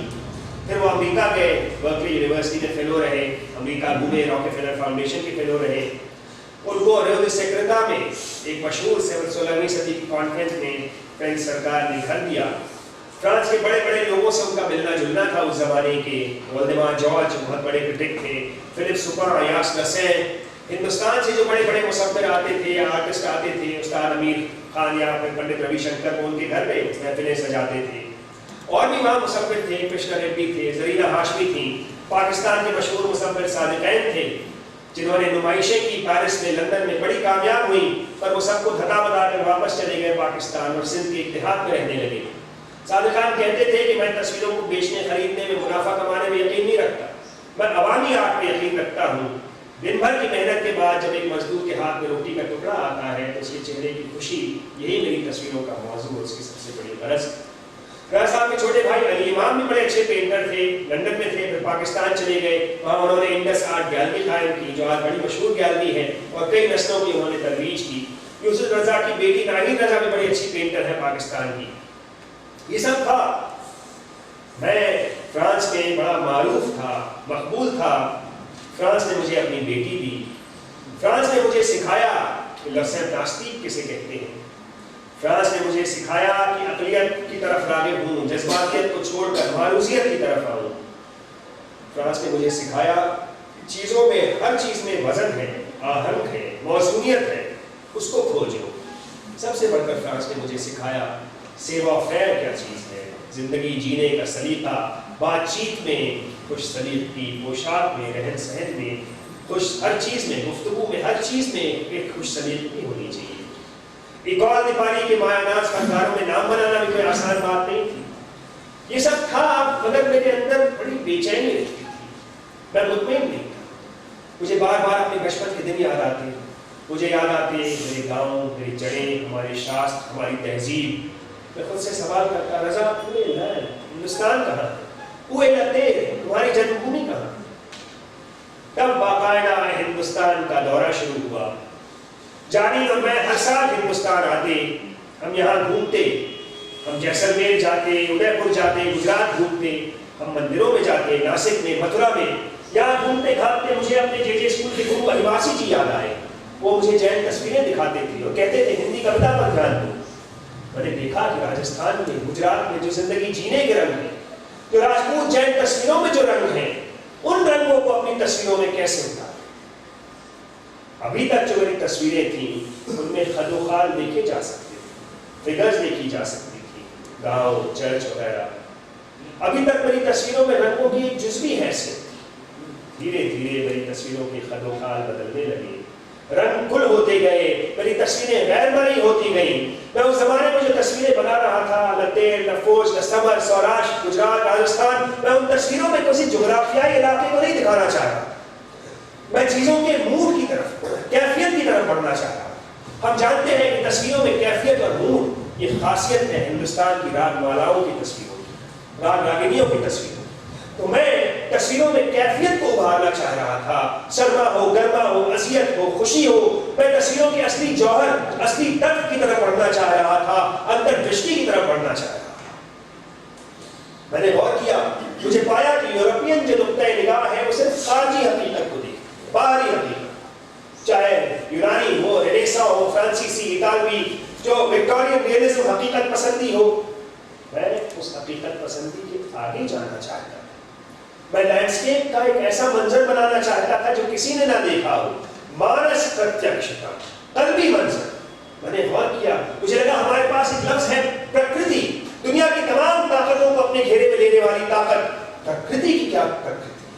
मुझे एक बड़े उस्ताद की बात याद आई कि भाई रंगों को सुनो और रंगों को सुनना चाहिए और रागों को देखना चाहिए। ये कैसे मुमकिन? तब मैंने अपनी समाज की और अपने तहजीब की सबसे अहम बसली अलामत बिंदु की अहमियत को महसूस किया। मैं वहाँ गया जहाँ ककैया में मेरे गुरुजी ने मेरे लिए बिंदु बनाया। मैं बार बार बिंदु के बारे में सोचा, फिर मैं उस पर ध्यान लगाने लगा। बाकायदा पेरिस में, लंदन में, हिंदुस्तान में एक गैर मामूली योगाभ्यास। और फिर जनवरी की एक सर्द स्याह रात में गौरबियों में जहाँ मेरा घर था, वहाँ बिंदु प्रकट हुए अपनी तमाम ताबनाकी और बलागत के साथ। एक इकाई जिसमें दुनिया की तमाम इकाइयाँ समा जाएं, एक आकार जिसमें सारे आकार आ जाएं, एक जिस्म सारी जसामतों को लिए हुए, एक घेरा, एक दायरा, एक वृत्त। गैर मामूली आमद थी। एक के बाद एक तस्वीरें बनती गईं, हर तस्वीर दूसरी तस्वीर के लिए रास्ता बनाती गई। मेरे अंदर का जो खला था वो पंचतत्व के रंगों से भर रहा था कि छिटी जल पावक गगन भरा है, इन पांचों से विश्व बना है। फिर काले बिंदु आए, मुझे मुक्तिबोध की लाइन याद आई कि इस तम शून्य में तैरती है गगन समीक्षा। मैं कवि के लिए बड़ा शुक्रगुजार हूँ, उसने मेरे अंदर के कलाकार को छुआ। मुझे लगा ये मेरा एक नया जॉन है, मैं मुसव्विरी के नए जन्म में पैदा हो रहा हूँ। उस जमाने में क्या हुआ, मैंने जो तस्वीर बनाई भूमि राम की, मैंने उस तस्वीर में रेगिस्तान, मिट्टी, बालू और इन सब के आपस के रब्त को दिखाने की कोशिश की, जैसे शायर लफ्जों से रब्त बनाते हैं। मैंने उस जमाने में काले और नारंगी रंग कैसे मौसीकी, राजस्थान और गुजरात की मौसीकी के बर्तन बन जाते हैं। मैंने उत्तम नाम की तस्वीर बनाई नर्मदा की, जहाँ न अमरकंटक है, न जंगल है, न पानी है, पर रंगों की फरावानी है, रंगों की मौसीकी है। मैंने मौसीकी के बारे में पढ़ा, मुझे याद आया, मैंने पढ़ा उस्ताद ज़हीरुद्दीन डागर कहते हैं कि मुझे राग का चेहरा नहीं नजर आ रहा। पंडित अमरनाथ कहते थे राग को ऐसे खोलो जैसे किसी मंजर की परतें खोल रहे। तब मुझे लगा कि तस्वीरें बनाते वक्त मौसीकी होती है, मौसीकी सुनते वक्त तस्वीरें आती हैं, उनका आपस में बड़ा मेल जोल है। इसीलिए राग कहाँ से निकला है? राग संस्कृत लफ्ज है, रंज यानी रंगना से आया है। तो आज रंग है, हे माँ रंग है, मेरे महबूब के घर रंग है। दिलका ने एक बार कहा था कि मोहब्बत क्या है कि दो तन्हाइयाँ एक दूसरे को महसूस करें, एक दूसरे का साथ दें, एक दूसरे की हिफाजत करें। जानीन और रजा की जोड़ी भी ऐसी ही जोड़ी थी। दोनों की कोई औलाद न थी, इसलिए सारा ध्यान एक दूसरे के काम पर, एक दूसरे के ऊपर देते थे। नौजवानों की मदद करते थे, उनकी हौसला अफजाई करते थे। जानीन का काम रजा के बिल्कुल बरखिलाफ, वो अलग अलग अशिया में, अलग अलग मीडियम में तजुर्बे करती थी। काठ की गुड़िया हो, चिड़िया हो, बनारस के बाजार में घंटों घंटों गुजारती थी। रजा साहब को अपनी फलसफियाना रूमानियत की उड़ान के लिए जानीन की जड़ों की ज़रूरत थी। फिर इस सदी में खबर आई, सदी की शुरुआत में, कि वो गिर गई। फिर पता चला उन्हें कैंसर था जो वो छुपाए रखी थी, और फिर अप्रैल 2001 में उनका इंतकाल हो गया। उनके जाने के बाद से मैं बड़ा सूझा हूँ। उन्होंने अपनी सूझबूझ से और समझदारी से मेरे आत्मा के ताप को महसूस किया और मुझे सतही शोहरत और सस्ती कामयाबी से पास रखा। वो ना होती तो जो काम मैंने किया उसका आधा भी न कर पाता। अब वो नहीं है, हर वक्त उनकी कमी महसूस करता हूँ, पर काम तो करना है, काम किए बगैर मैं रह नहीं सकता। कि तुझे पुकारा है बेइरादा, दिल दुखा है बहुत ज़्यादा। नदीम हो तेरा हर्फ शीरी, रंग पर आए रंग दादा। वाए पुरसिश को फिर सजाए, हवाए रंगी अदाए सादा। जानीन के जाने के बाद रजा साहब ने बहुत कुछ खोया, गंवाया, बिखराया। फिर अशोक जी उनको मनाकर समझाकर वापस हिंदुस्तान ले आए। अशोक जी से उनकी दोस्ती भी बड़ी गैर मामूली दोस्ती थी। हिंदुस्तान दौरों के दरमियान 1978 में पहली बार उन्होंने भोपाल बुलाया और भारत भवन नहीं बना था। उनकी तस्वीरों की नुमाइश हुई, वो तस्वीरें सारी बिक गईं। फिर उनके साथ घूमे फिरे, दमोह गए, वहाँ वापस अपने गाँव गए, बबरिया गए, ककैया गए, मंडला आए, फुटेरा तालाब गए, नंदी जी की मूर्ति देखी। नौजवान मुसव्विरों से मैं इस दरमियान पहली बार मिला। मुझे लगा कि अब तो बड़े मौके और मराकज़ खुल गए हैं भोपाल में, ग्वालियर में, इंदौर में। मैं उन नौजवानों से कहता हूँ कि भाई देखो, हमारी भी जद्दोजहद तुम्हारी ही तरह। मेरे अंदर ज़्यादा सलाहियत नहीं थी, मगर मैं कहता हूँ कोई ज़मीन मामूली नहीं, कोई ज़मीन बंजर नहीं, कोई तालिब इल्म मामूली नहीं। ज़रूरत है आगे बढ़ने की, मेहनत करने की, गुरुओं की, दिशा की, और खुद को जलाए रखने। मैं सिर्फ एक बात के लिए खुद की तारीफ कर सकता हूँ कि मेरी आंखों ने देखा, मैंने एक काम किया, वालेहाना काम किया, पागलों की तरह दीवानावार काम किया। मैं अपनी जिंदगी अब काम से गैर मुतमईन रहकर भी काम करता चला गया। जब काम अच्छा नहीं हो रहा था तो मैं बेहतर की तलाश में सरगर्दा रहा, और काम अच्छा हो रहा था तो मैं बेहतर से और बेहतर की तरफ बढ़ने लगा। एक तपिश, एक आत्मा का ताप, एक सोचे नेहा हर वक्त मुझे जलाए रखता है। गीता में आया है कि जिंदगी में जो कुछ भी है तनाव के कारण है। यही तनाव मुझे आगे बढ़ने पर प्रेरित करता है, मगर मैं इस तनाव का, इस सोचे नेहा का मैं शिकायत नहीं करता, मैं इसका शुक्रगुजार हूँ। मैं कहता हूँ ईश्वर सब कुछ ले ले आत्मा के इस ताप के अलावा। कि दर्द मन रहा ऐ खुदा दरमा मकुन, दर्द मंदारा से भी दर्दा मकुन। ऐ खुदा हम दर्दमंद लोगों के दिल का दर्द न छीन, कहीं ऐसा ना हो कि हम दर्दमंद लोग बेदर्दी हो जाए। तो हाज़रीन, जैसा मैं अर्ज कर रहा था, जाने के बाद रजा साहब ने बहुत कुछ खोया गंवाया, फिर आखिर 2012 में वो हिंदुस्तान आए, रजा फाउंडेशन बनी, उनकी दरीना ख्वाहिश पूरी हुई और नौजवानों की हौसला अफजाई जो हमेशा करते रहते थे उस काम में वो आगे बढ़े। अपने आखिरी सालों के कामों के बारे में देखता हूँ तो मुझे लगता है मैं और सादगी की तरफ बढ़ा। जब आप काम करते हैं शुरू में आपको बहुत से ज़राए, बहुत से अल्फाज, बहुत से वसाइल की ज़रूरत पड़ती है, फिर धीरे धीरे वो कम होते जाते हैं, क्योंकि सादगी में ही तकमील है। गैर ज़रूरी से इज्तिनाब ही फ़कीरी है, आमिल हम फ़कीरों से जो सिखा देंगे बादशाह। यही बात रूमी ने इस तरह कही कि हासिले उम्रम से सुखन बेश नीस्त, खाम बुदम पुख्ता शुदम सो। मेरी पूरी उम्र का हासिल सिर्फ यही 3 चीज़ें हैं, मैं कच्चा था, मैं पका और मैं चल गया। तो हिंदुस्तान से रजा साहब को बहुत अकीदत थी, जब भी आते देश की मिट्टी को माथे से लगाते, यहाँ की गुरुओं के प्रति, गांधी जी के तई बहुत उनके दिल में अकीदत थी। हजारों बहुत सी तस्वीरें उन्होंने गांधी जी के सिलसिले से बनाई। वो कहते हैं कि उन्होंने 50 साल फ्रांस में रहने के बावजूद कभी पासपोर्ट अपना नहीं बदला, हमेशा हिंदुस्तानी पासपोर्ट लेके चले, कभी शहरियत नहीं तनकी। मुझे लगता है कि कुंडलिनी, बिंदु, ये जो तस्वीरें मैंने बनाई, ये जो मफरूज़ा मैंने पेश किया, ये कोई और इस तरह से नए ढंग से नहीं कर सकता। मुझे खुशी है कि जिन चीज़ों से करोड़ों लोगों की आस्था जुड़ी हुई है, जो हज़ारों साल से चली आ रही हैं, उन चीज़ों को मैं एक नए ढंग से पेश कर सकता हूँ। मेरा जो सब कुछ है वो देश की वजह से है, देश से ही आया है। मैंने सब कुछ अपना देश को सौंपते हुए कहा, मेरा मुझ में कुछ नहीं, जो कुछ है सो तो तेरा तुझको सौंपते क्या लागत है। तो जनाब रजा साहब और अशोक जी जैसा कहते हैं कि उनके जैसा दरियादिल और उनके जैसा फैयाज आदमी उन्होंने नहीं देखा जिंदगी में। घंटों घंटों नौजवानों का काम घुटनों पे बैठ के देखते थे, उनका काम खरीदते थे, उनकी हौसला अफजाई करते थे। फिर फाउंडेशन उन्होंने इसलिए बनाई ताकि नौजवानों की आत्मा का ताप उन्हें पहुंचा सके। परफेक्शनिस्ट थे, तस्वीर बनानी हो, ब्रोशर बनाना हो, तस्वीर टांगनी हो, ऐसे मैप हो जाते थे कि दुनिया माफिया को भूल जाते थे। रजा साहब जो हो रहा है उसकी तस्वीरें नहीं बनाते थे, जो होता आया है उसकी तस्वीरें बनाते हैं। वो हमारे सामने कायनात का एक इस्तिआरा पेश है। रजा की शख्सियत में और उनकी तस्वीरों में ज़बरदस्त तबाहंगी थी। जैसे उनकी तस्वीरें हैं शान सौम्य खुदगार, ऐसी उनकी शख्सियत थी, तमकिनत पाकपन से लबरेज। मैं खुद भी नहीं जानता कैसे इतना काम हो गया मेरे बिना जाने।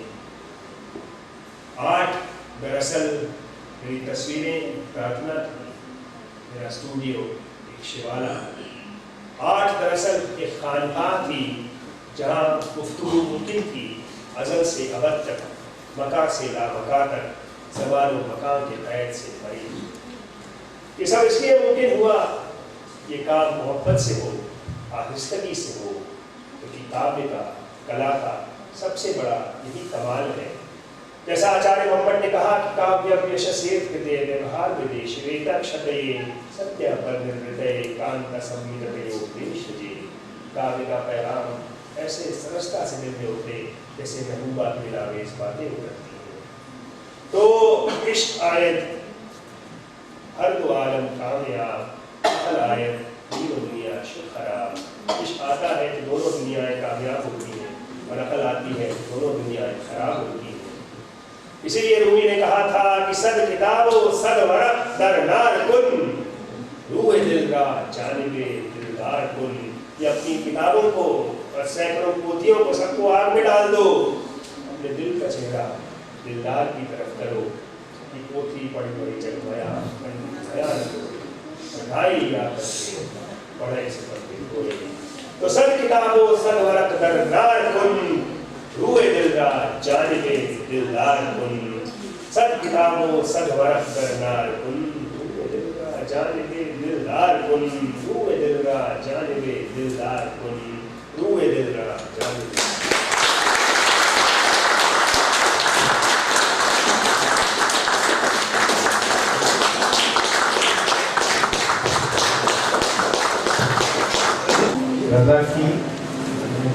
मुझसे लगभग 1.5 घंटे का बिना किसी मदद के सब याद, इतनी सारी चीज़ें उनको जोड़ना एक अद्भुत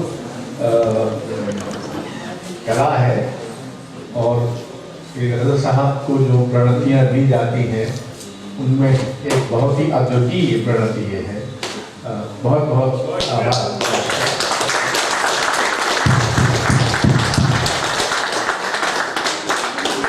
आप लोगों ने अपना दिमाग लगाने के बाद वैसे और दिमाग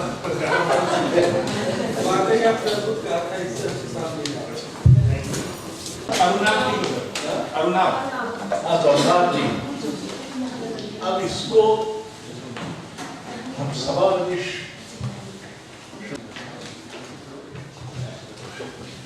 अरुणाभ जी आप इस तरफ बैठे कोने में।